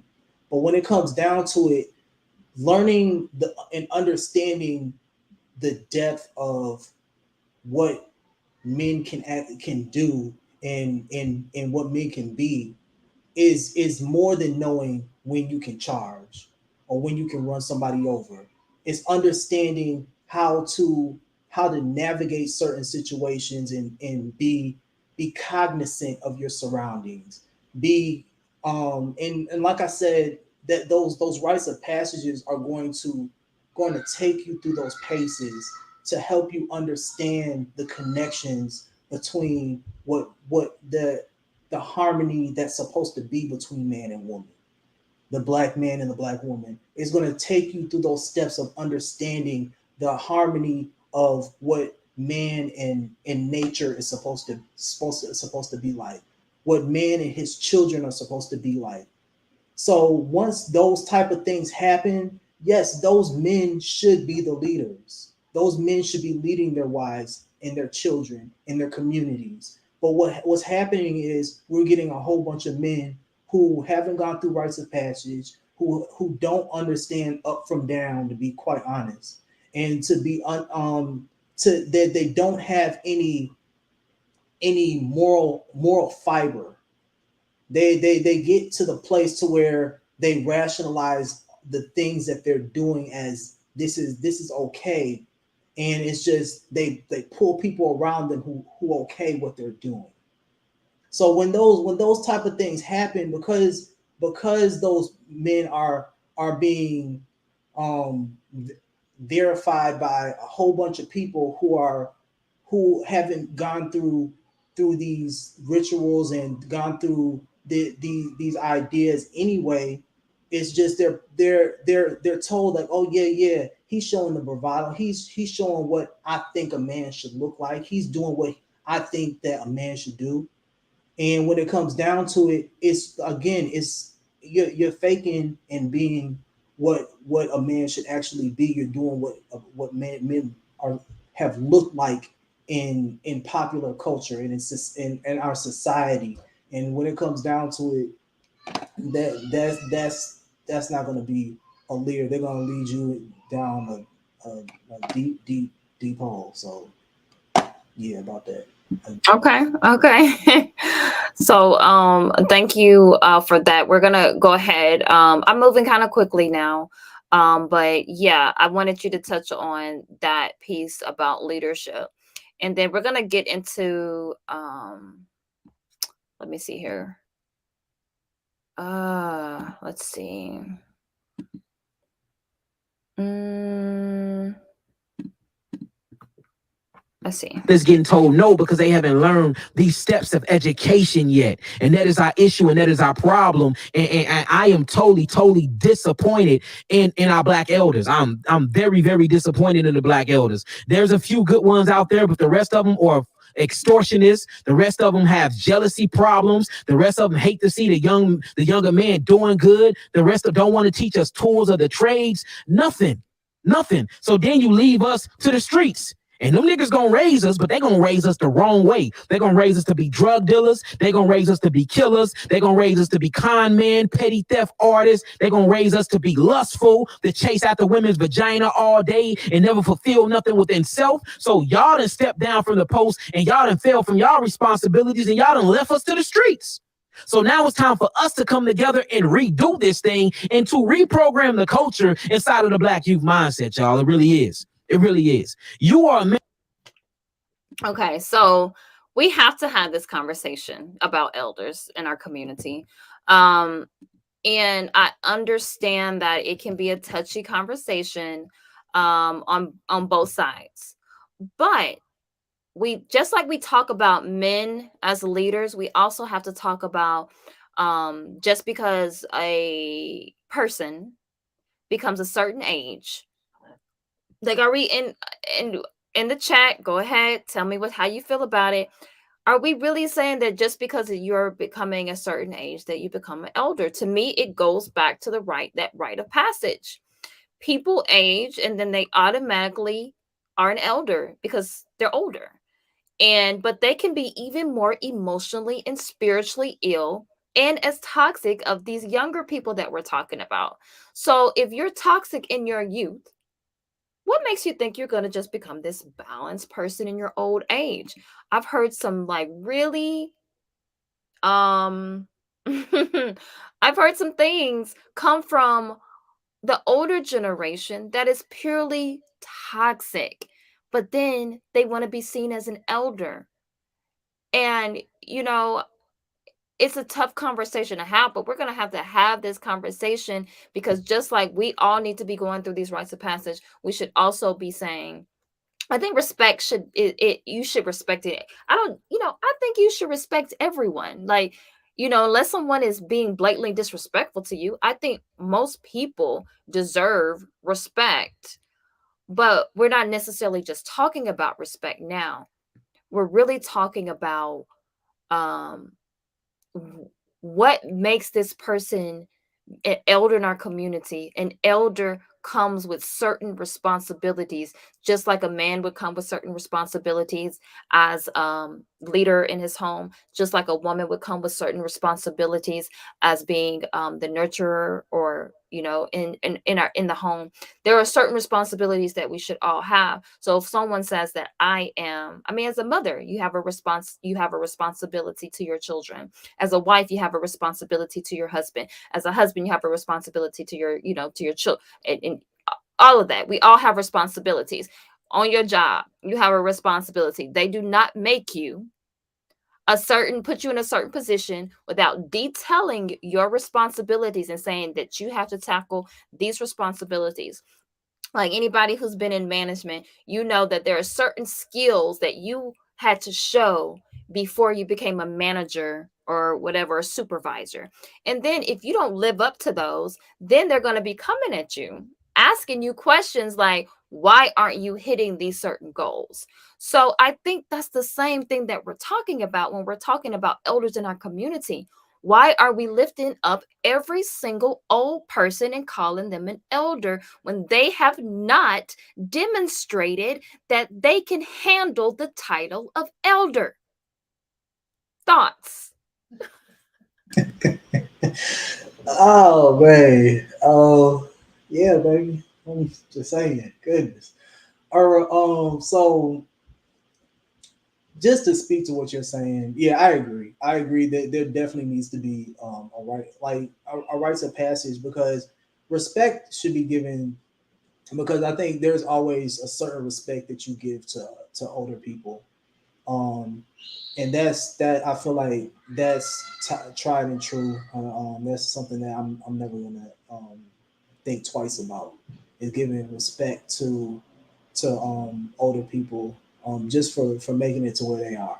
But when it comes down to the idea of having to, you feeling like I have to take everything that you say, or even you giving out information and people looking at this particular person because they've reached a certain age. I mean, when it comes down to it, the way I look at it is, when we start paying attention to what a young fool ends up turning to an old fool, we that's something that you have to be cognizant of when you start paying attention to these these people who are considering themselves elders per se, or even being careful of understanding what our society would say as is successful, because a lot of times our society says certain things are successful. So once this person who is older has reached that that level of, okay, well, I'm successful, so you should listen to me. But is their success, does that their success equate to what we should be striving for? And those are questions that I think we should always be asking ourselves. I understand that they're successful. I understand that they may have some clout because they've done certain things. But when we start looking at who we are as a people, when we start looking at what we're trying to do as a community, like, are those things the things that we want to perpetuate into our future, and we're going to have our grandchildren look to these people and like, oh, that's my grandmother, that's my grandfather, and be able to say, I'm going to want to have these people as the people that they're looking up to, because elders should be definitely revered and looked up to because of their wisdom and the things that they can give to the community, because they're supposed to have a wealth of wisdom that they're giving to us, that we're able to glean from their experiences.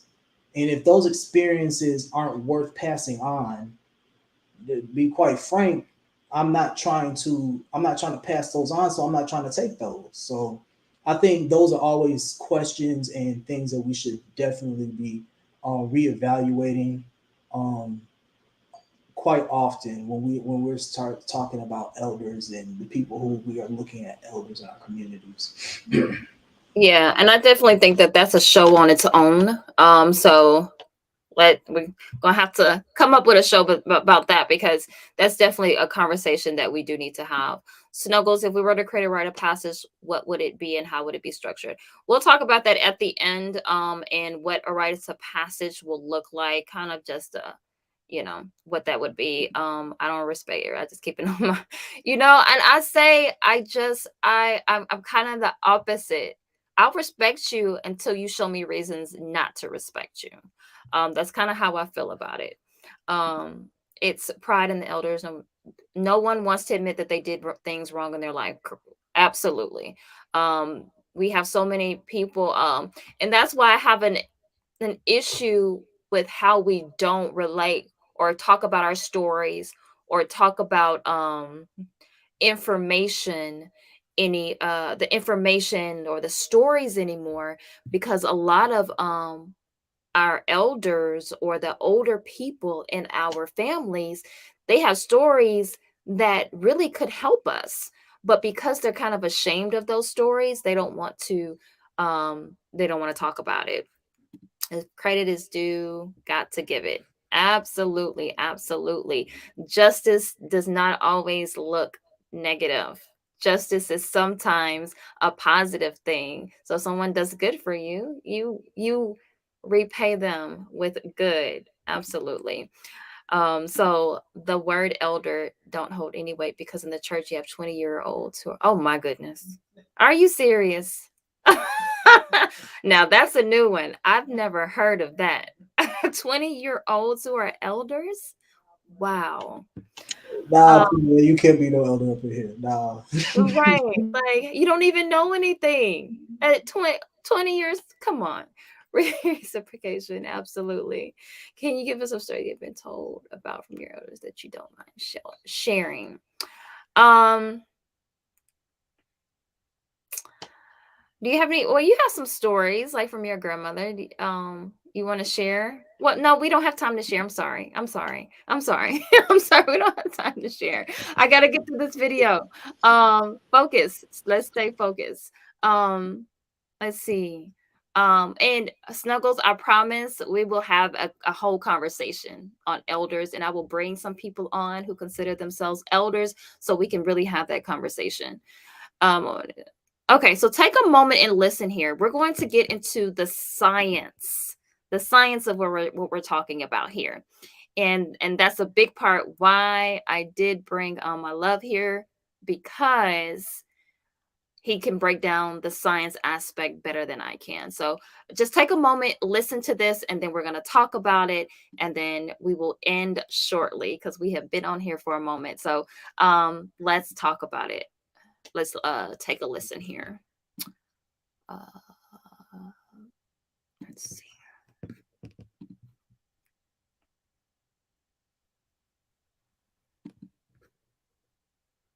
How beautiful embryology is, and when you study embryology and how embryology shows you the psychological development of the embryo as well. So I'm going to show y'all something.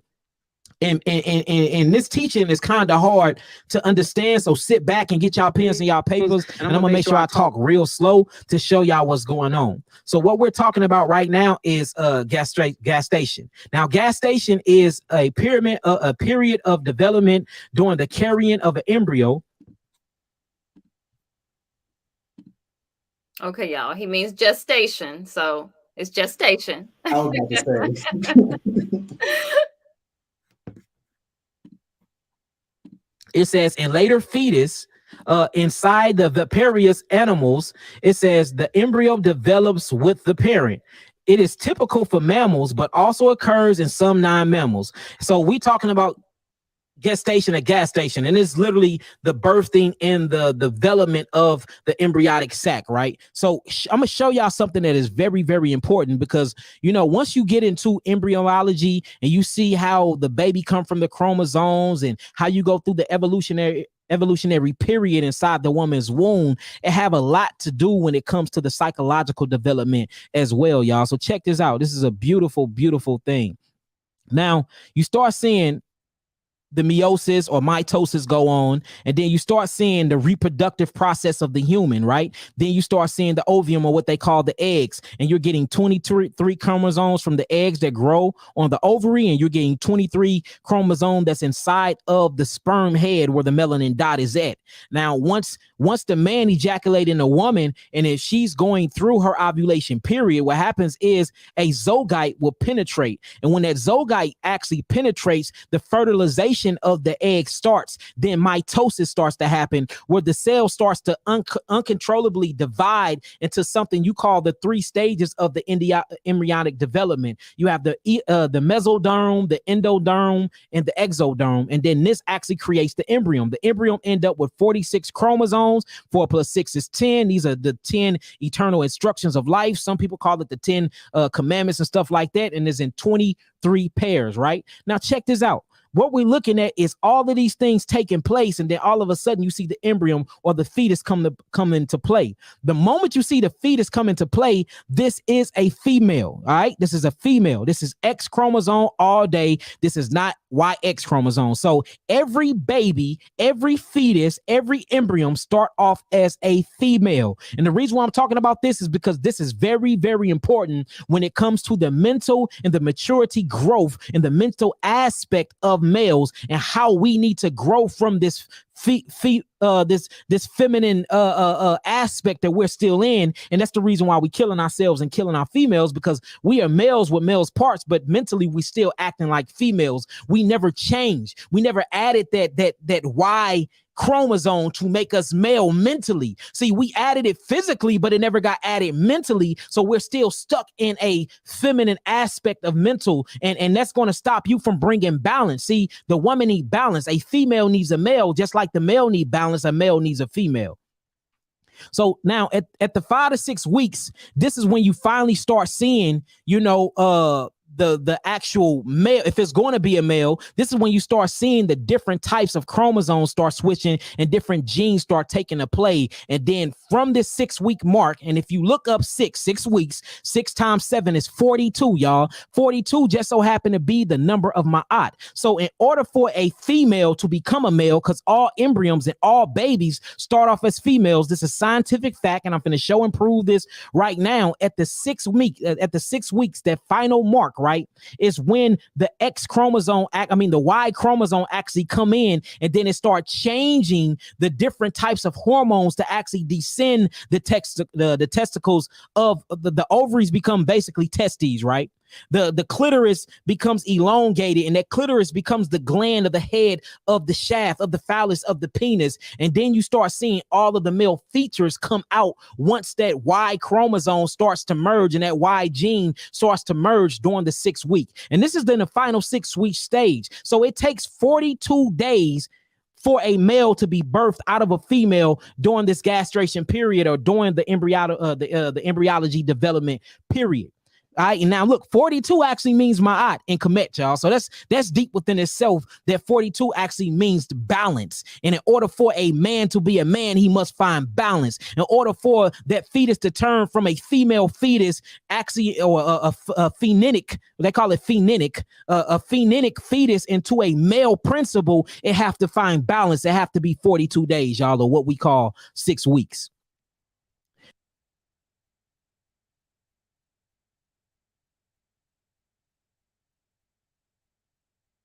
Oh, guys. Okay, so we're going to stop there.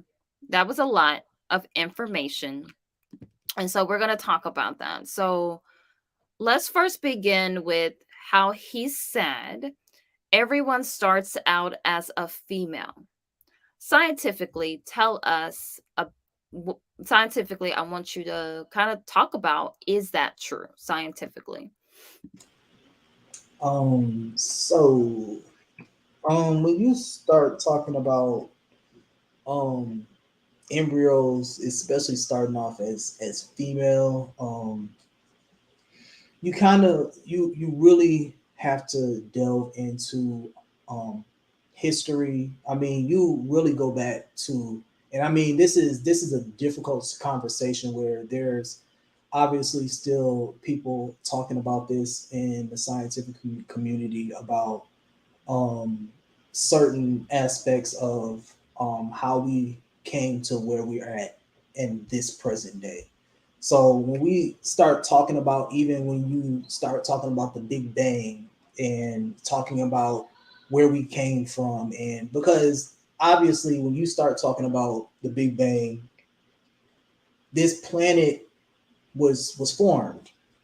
And then when you start thinking about kind of, we there was at one point there was no one person that was here on this planet. It was nothing but one cell organisms and stuff like that. So that is another subject that can be touchy in and of itself. But if you look at the progression of what we see into even like the sex cells, when you start to talk about how what we call isogamy is basically is a form of sexual reproduction, and those that didn't even come into existence till about like 2.5 billion years ago. And then a lot of times what happened was you would have this one cell organism that was creating with itself. So what happened? I mean, when it comes down to that, you're there. It was splitting, and because of nature, there are different predators, enemies, viruses that come along. And when you start understanding the fact that they have those type of things coming along, they realize if this one cell was destroyed, and if there was a virus that attacked one cell, it would affect every other cell. So by mutation and differentiation, these things ended up changing over time into two different sex cells, and which would be the egg and the sperm. But and this is kind of dumbing it down when you start talking about the egg and sperm. But a lot of times what we start to look at, um these weren't we like to put labels on the ideas of males and females. When it comes down to it, those are social terms that we've put on each other, on ourselves. And it's hard to sort of even think about those type of things if you're not in the mindset of going back and thinking about those things. But when you start getting into present day and understanding that they weren't you can't really look at something as male and or female, because technically when we're as an embryo, we have all the parts of either making a male or a female.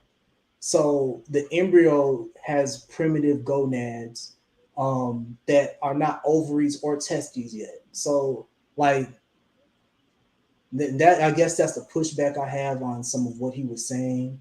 That when you start talking about scientifically, embryo, they have primitive gonads that have not formed into anything yet.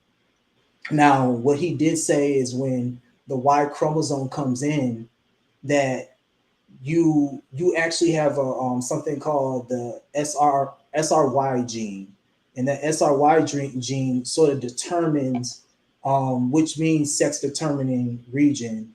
That SRY gene is going to create that, basically is going to give you, where the testicles actually come in. So it's if you have an embryo who inherits that Y chromosome, then that Y chromosome develops into testes. The SRY, and that's with the SRY gene being present with the Y chromosome. And basically, and I don't want to go too far on about this, but if the embryo does not inherit the Y chromosome, it's going to, and it's absent, the embryo develops ovaries. And in the early, basically in the early development, they kind of possess both rudimentary male structures, and those male structures are called Wolffian ducts, and the female rudimentary structures are called Mullerian ducts. So if those sex structures develop into male or female, it depends on the presence of or absence of two hormones, which would for men you know it would be testosterone and something called MSI, which is called Mullerian inhibiting substance. So if you like when you know that if you have the SRY gene, you'll form those testes, and the testosterone and the Mullerian inhibiting substance will have you form the rest of those male organs. But to make that long story short, these what happens is that these we don't start off as necessarily females. We start off in a state of we can be pliable and go into one or the other. So that's kind of where I got my pushback on that for the most part.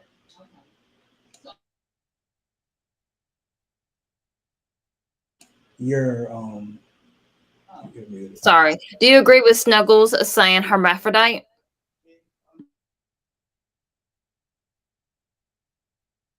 When you talk about hermaphrodite, that's again like one of those labels that people look at before we were able to like talk about these things, because when we start putting those on people, yes, you there are such things as hermaphrodites, and because we like when you start thinking about genes and you start thinking about how we're created, it's a miracle that any of us are here, like for real, because that whole process of being created through our with our genes, if one thing is off, if one thing is off, we might not have an arm, we we might have our ear where our forehead is, but what happens is there are certain things, there are mutations within the process sometimes. There also when it comes down to it, there are always exceptions to the rule. So there are things that can go wrong within the gene the process of making a human. So yes, there can be cases of somebody being a hermaphrodite or things like that, but when you start to realize that's not the norm and that's more of the exception to the rule, you kind of understand that nature happens. There's certain things that happen in nature to be able to produce, and nature doesn't always get it right as far as going through those processes, because it's a big gamble every time we have those gene processes go down the line. Okay, so um when he says uh men never added the Y chromosome mentally, they added it physically but not mentally. What do you think about that statement?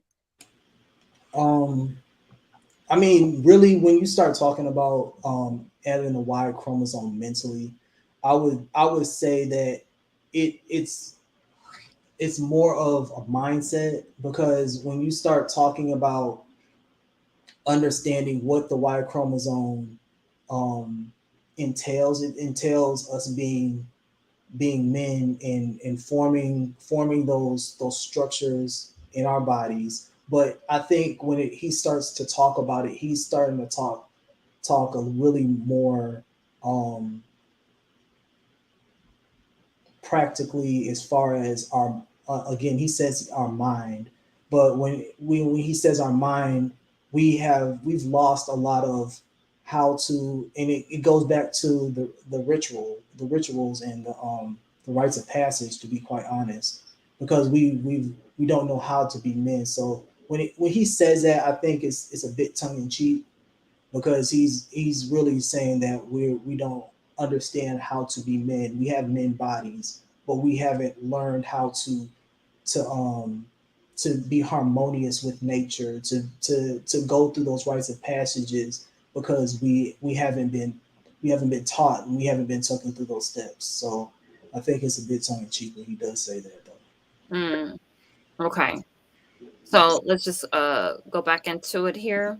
Now, when you start getting into this, it shows you how this happened. So during that 6 week period, this is called the SRY gene. All right. And this is the male determining factor. And this is where you get the actual Y gene from. See that? So she have the X chromosome, you have the Y chromosome, XY chromosome, and that's what creates a male. But before then, notice you have to do extra things. Same thing mentally with a male. See, it's easy to call a male. It's easy to call a male a boy, but to call a male a man, or to call a boy a man, he has to do something extra. Just like to call that fetus a man or to call that fetus a male, it has to do something extra, which is borrow on the actual Y chromosome. Then it turns into a boy. That's when I say, oh, it's a boy. But notice something extra have to take place. And that extra thing, when it comes to spirituality, or when it comes to mental capability, or when it comes to psychological development, that extra Y chromosome that we need, that Y gene that we need, is called a rites of passage. And this rites of passage is very, very deep, y'all.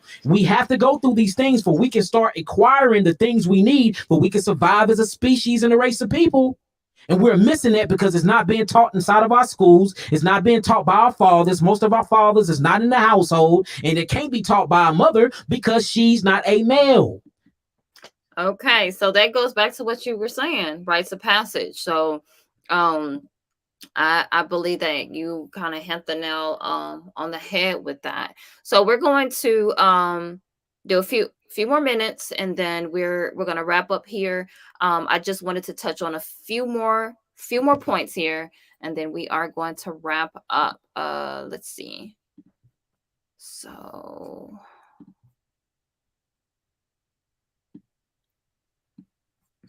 Extra have to take place. Something supernatural have to take place. And then we see the actual Y chromosome or the YRS chromosome take place. And then we see all of the feminine reproductive organs start looking like genitalia male areas, showing you something extra have to happen for that girl to become a man, or for a boy to become a man. Same thing when it comes to spirituality, and it comes to the mental capability of you being a husband and being a father, and you going through your rites of passage. You need that Y chromosome, and we're missing that Y chromosome spiritually and mentally and psychologically, and that's the reason why we're still acting like females, and we don't know how to control our emotions.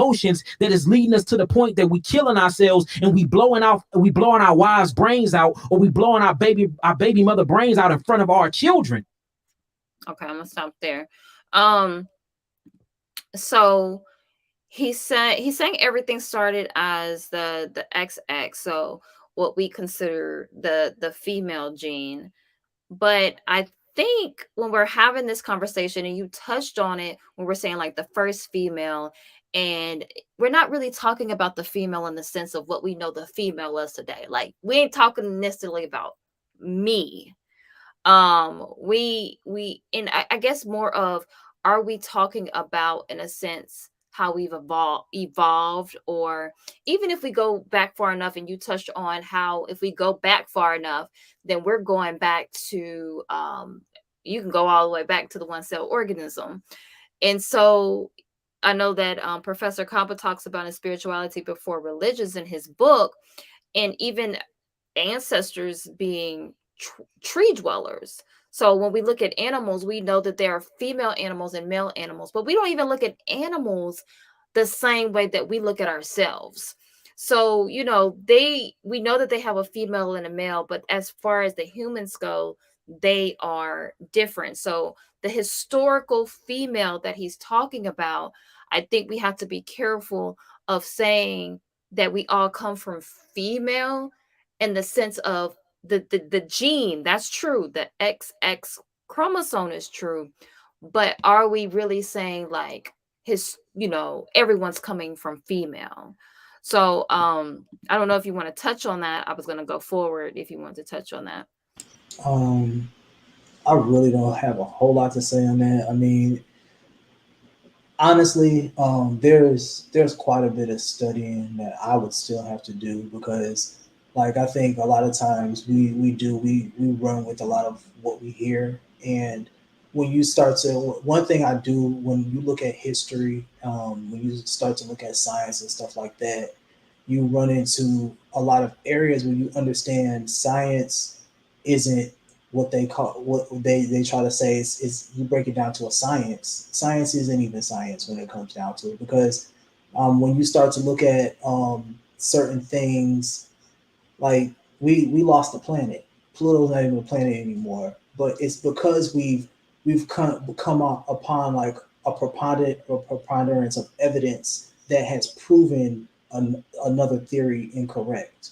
So when you start to look at certain things, and when you still have questions within the scientific community about certain things, you always have to do your own research. There are always the common knowledge what people kind of put out, but when it comes down to it, I think a lot of times you really do. You have to you put your own mind to the books and start studying and understanding from a standpoint of how you educating yourself on how these particular things are coming together, and also just being able to be able to understand what's being said, particularly. And when I say that, it's just we have to dig into the weeds of certain things. I'm not even gonna go into that story, but I was talking to a guy who is he's a physicist, and we were talking about certain things and just looking at and getting rid of assumptions about certain things and actually looking at the particulars of a particular instance. So I mean, it takes a lot. It takes a lot of study. It really does to really understand a lot of this stuff. That's really all I have to say. Okay. So we're going to press on here. Um wrapping up, guys. Let's see.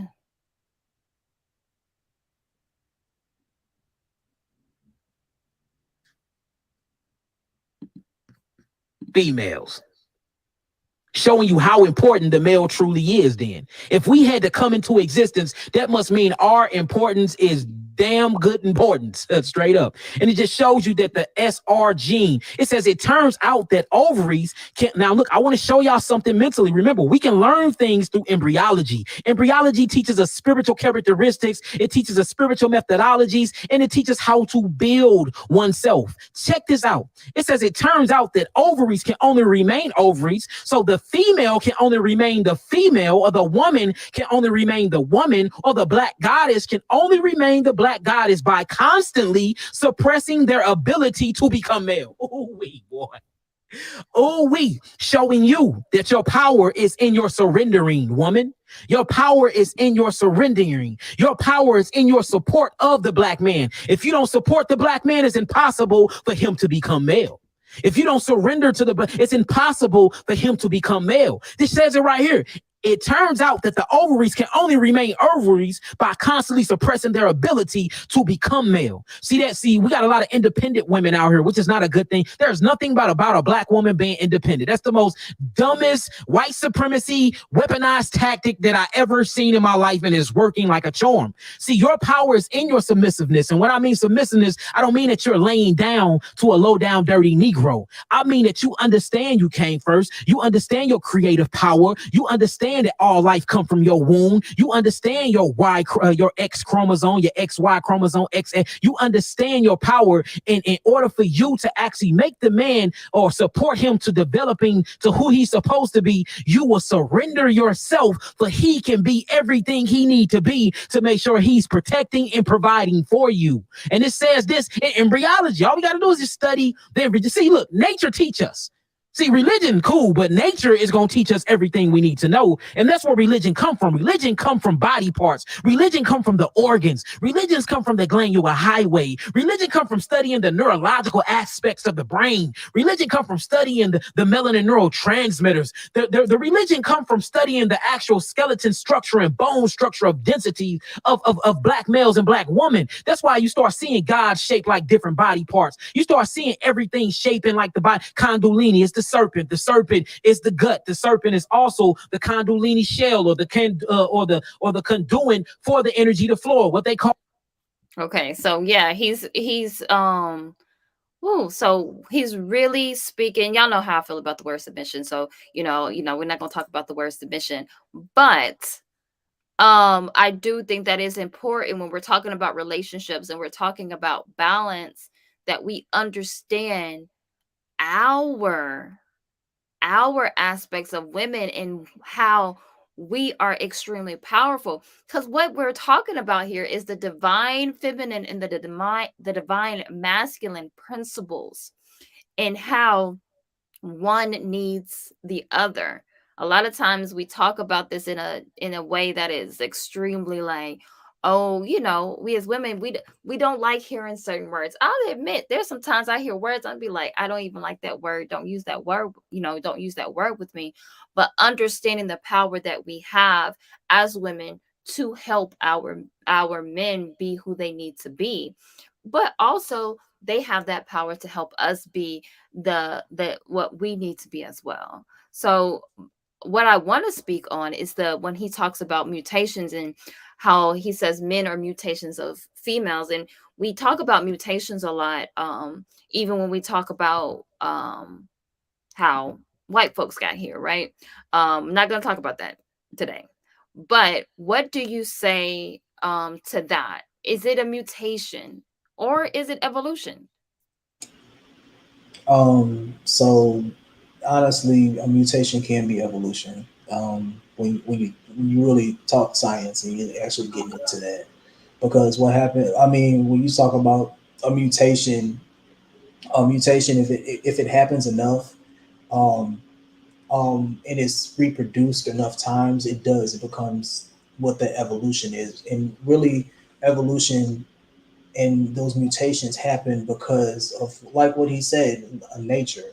Nature um, dictates what we need. So at any point in history, there's well, I won't say any point in history, but at certain points in history, because we needed certain things, and you can look in the Galapagos Islands. That is, it's a really a perfect example of animals being able to change because of their environment.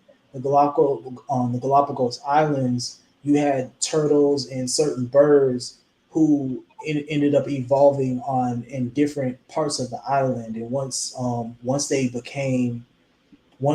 they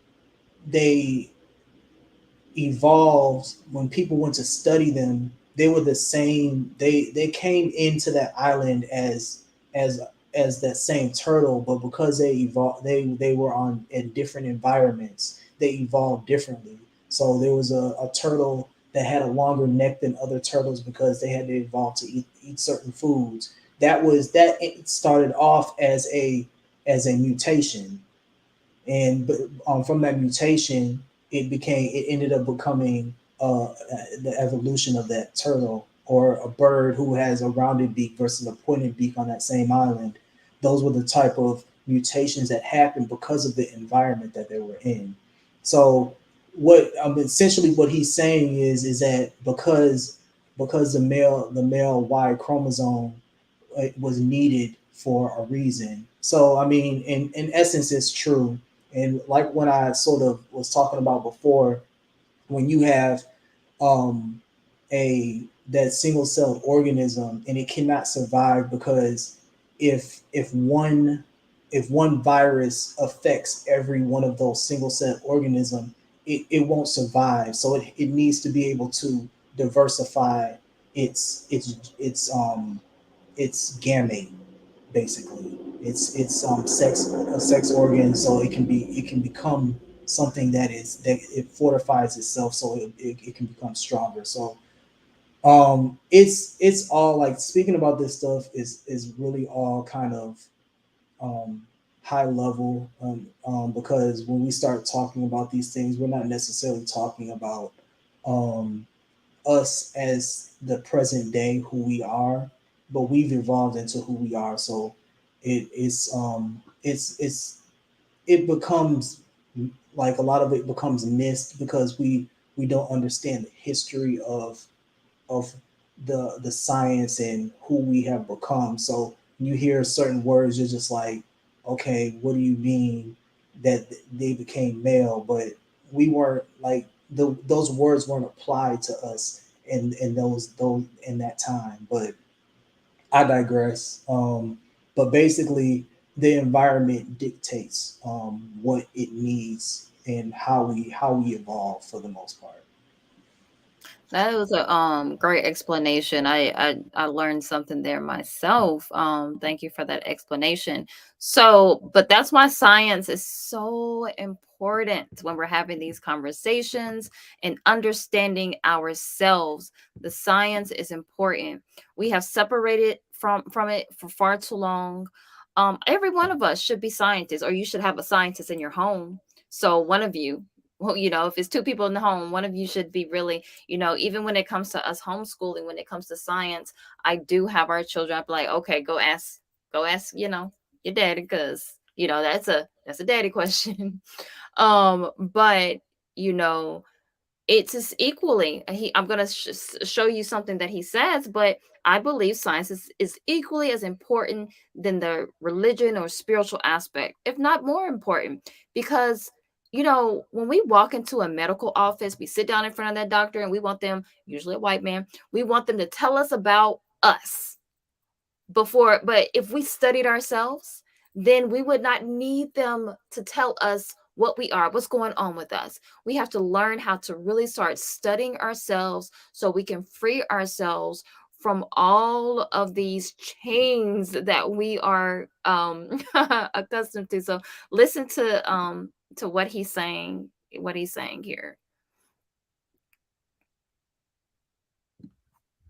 So from studying embryology, I see that the female can only stay female by the female can only stay a female as long as she is suppressing or as long as she's surrendering herself to the male in the most positive, powerful way. I don't mean this in no degrading way at all. I know we come from Hebrew backgrounds, especially me, and I know how Hebrew men treat their wives. Well, some Hebrew men. I do not speak for all Hebrew men. There is good Hebrew men out there, but most of them, they treat them like they just a fly as shit on the wall or something. And we don't. We teach totally against that whatsoever. But we do believe in accountability, though, y'all. As African men, we believe in accountability and responsibility. All right. It says silence a single gene in adult ovaries turns into testes. Their default course is a female one, but they can be diverted through the action of a gene called SRY that sits on the Y chromosome. Do y'all get the spiritual gems we are learning from the physical body? Let me say that again. Do y'all get the spiritual gems that we are learning from the physical body? So that is important. What we learn about ourselves spiritually comes from nature, period. Like there's no debate about that. Everyone that historian or elders in our communities, master teachers talk about this extensively, how we've gathered this, the people in Kemet, the people all over Africa. I'm not even, because I'm not a, what people call a hotep. I believe that we can learn from every aspect of our ancestors, no matter where they were. But even the ones who are indigenous here in the Americas also learned spirituality through looking at nature. So you learn that through your body systems, you learn that through agriculture, you learn that by studying animals. It's so many aspects, but we separate it because what did religion tell you? Religion told you to separate science from spirituality when they're one and the same. So go ahead. Nah, I was like, you're definitely hitting on it. Like, I mean, just like Kaba Hiawatha Kamene, he always says, he's like, spirituality is unseen science, and science is seen spirituality.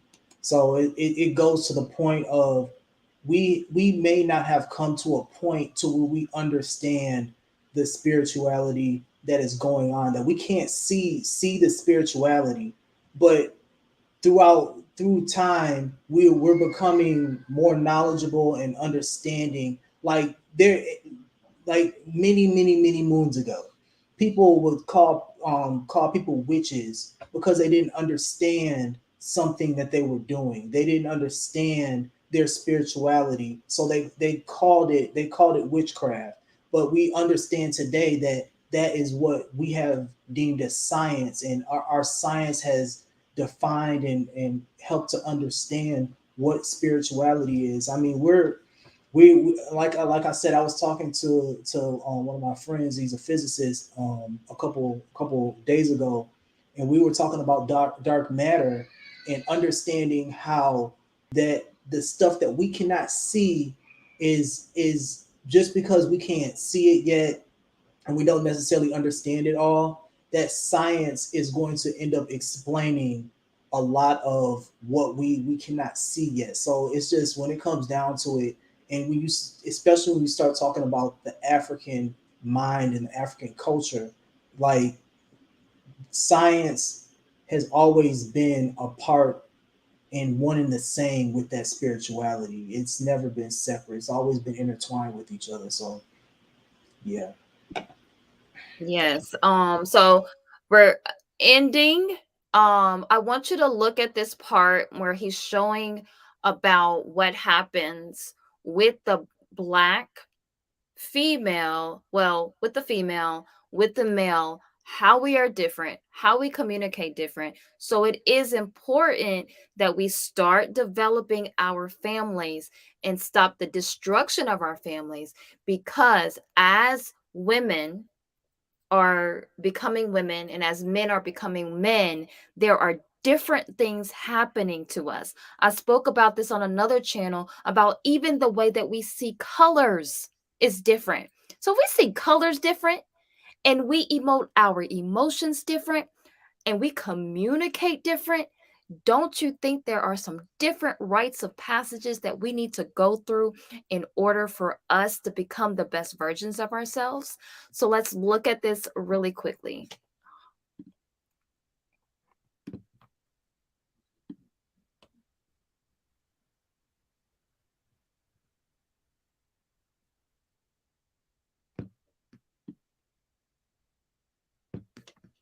How the psychological aspect of the woman works. And we need to learn these things. So a woman, she thinks with her frontal lobe. All right. Periodontal every now and then, but she's a frontal lobe thinker. She want to know how you feel. A man want to know what you think. He's logical. See, a man is automatically left brain. And if you see the way the body work, he's left brain. That's why you see a lot of men are right-handed, because they think with the left a lot. You see a lot of women, if you do the statistics, they're left-handed because they're creative right brain thinkers. So a woman want to know, how do you feel? She want to know the essence of what you're trying to express. Some men can give a damn about how you feel. They want to know what you think. I just want to know what you think. You see that even our communication is different. See that a man to say, yeah, I hear you. But a woman to say, yeah, baby, I feel you. It's a difference. It's even through our psychological speech analogies. We would talk different. And that's why her brain developed very faster than males. A male take 21 to 23 years, which, and that's Saturn taking this whole span in orbit to become a actual fully developed male, not man, but fully developed male. A woman literally can become a grown woman physiological wise, not talking mentally, by the age when she come on her period all the way up to 14. So it's different parts. So she developed way quicker than us. Now, It shows you even in the way she played with toys. See, this is called child's play. When you see little black girls play, you notice they play house. They learn social skills. They're already learning how to take care of the household. They're learning how to be goddesses naturally. Man is not learning that naturally unless it's from a actual man going through his rites of passage stage, or that Y chromosome, that spiritual Yahweh Y chromosome stage, and teaching that to the male. Otherwise, he won't get it. The woman, since she was here first, she already came equipped with. She learned this shit naturally. That's why you see women playing with Barbie dolls. They have the Barbie dolls kissing. They don't know where it come from. It within them. They play house. You see that they playing house. They learning how to keep the house together, how to make the house a home. They 4 years old learning. This is just being expressed through them. They don't even know where it come from. It's literally speaking from their DNA.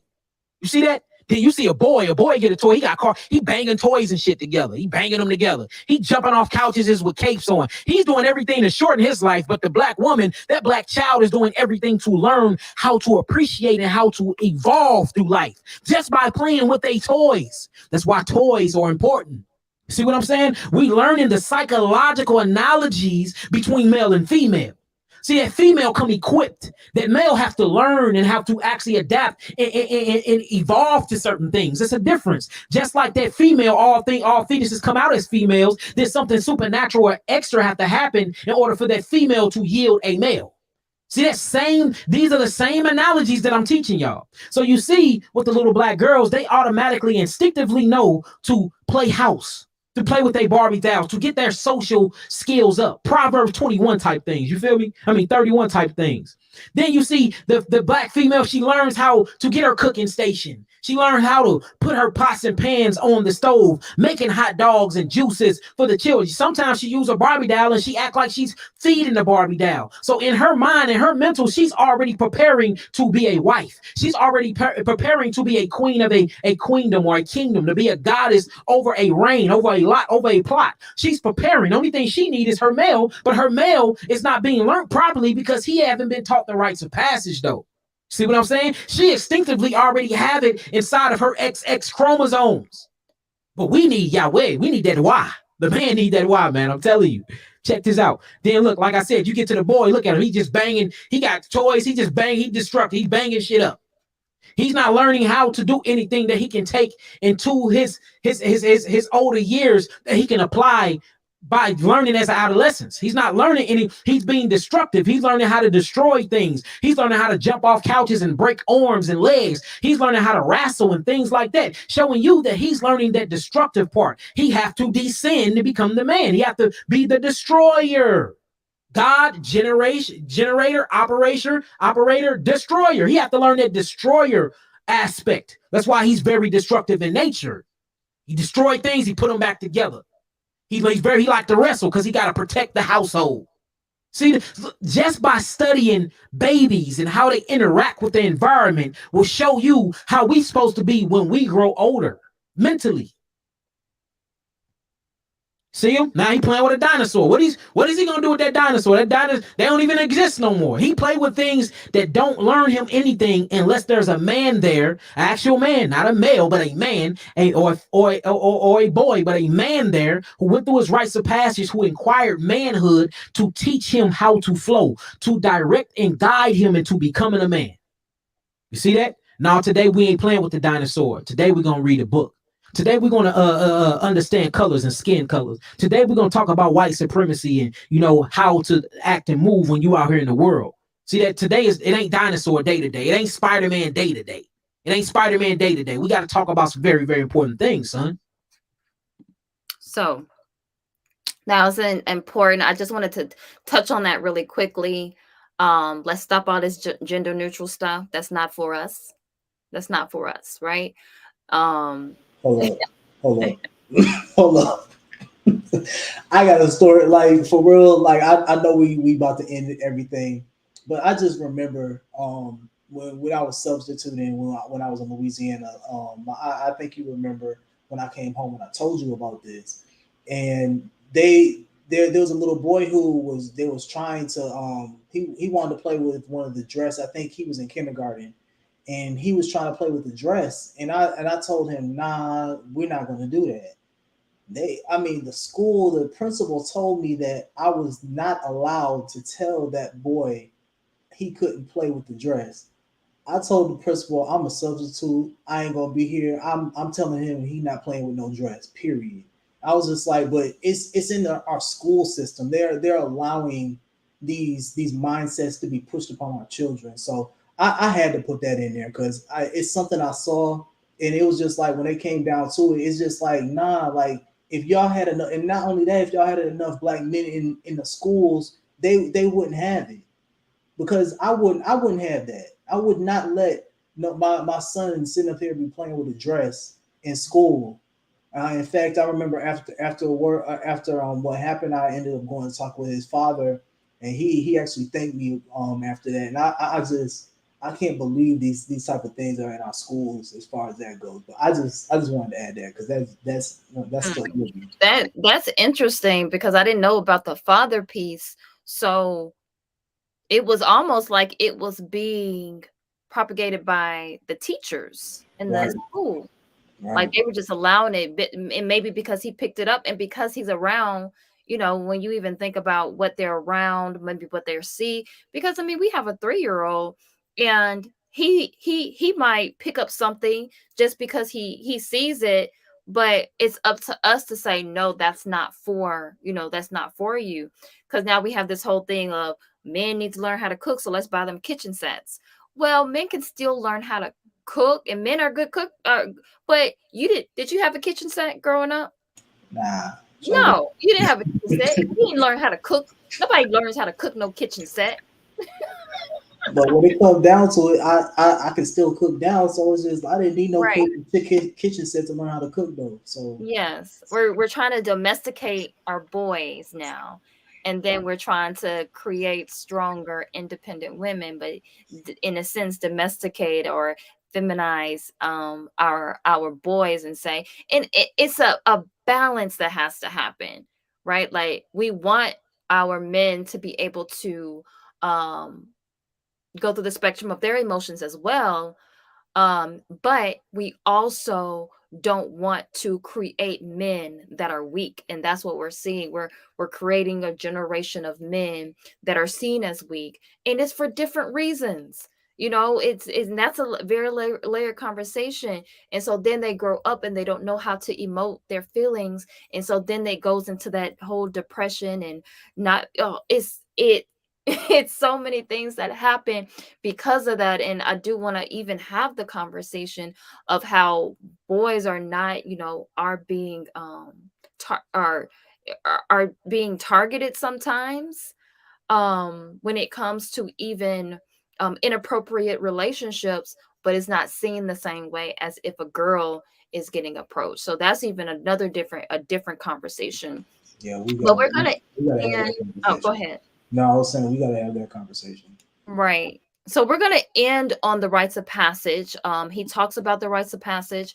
He gives a very good explanation of what a rites of passage looks like. Now, I will bring on someone on the channel who will be able to give you more details about a rites of passage.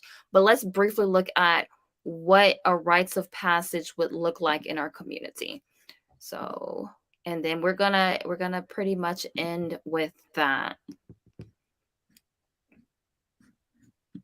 That Y gene. It took them 100. Uh-huh.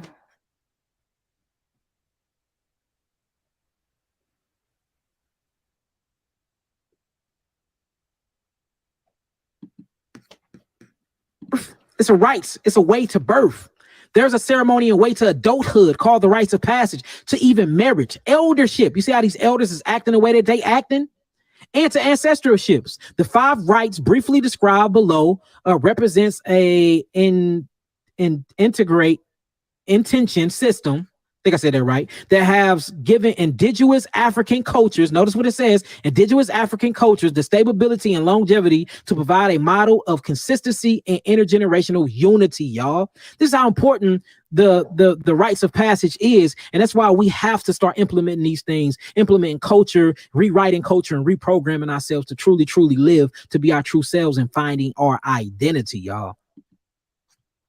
So That's a very basic outlook of what rites of passage is, but we are going to have that discussion more in detail on this conversation on this channel later, because I think it's important, because we've even seen it and we've talked to people in the African centered community about what a rites of passage needs to look like, because what happens is we start thinking something's wrong with our children when it's something wrong with us.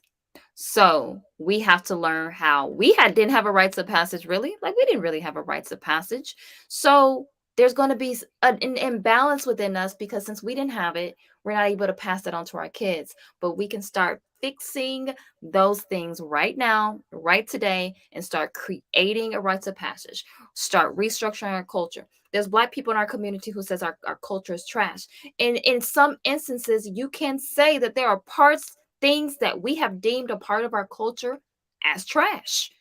The music is trash. The current music that we're listening to, well, I don't listen to that music, but that most people listen to is trash. The entertainment is trash. The food is not real food, it's trash. So we have to relearn what real food, real music, real culture, real entertainment. We have to learn all of these things, so then we can pass that on to the next generation. So that's very important. Thank you for being here. Do you have any last words or anything you want to add to that? No, not really. Peace, and yeah, I love having this conversation with you and everyone in the chat.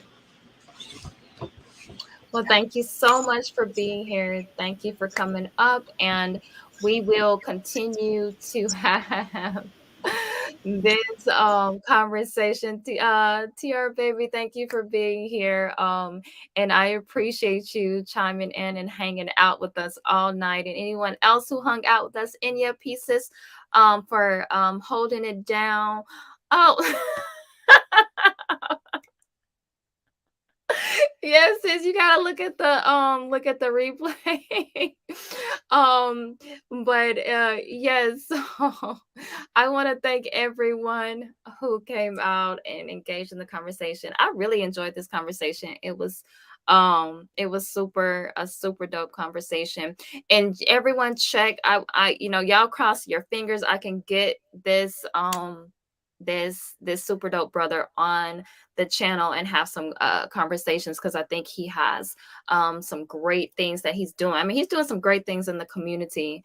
And so anyway, that is thank you. That is it. We are going to sign out now. Peace to my beloved community here at MaatSpeaks. I love y'all, and I will see you next time. Peace, everyone.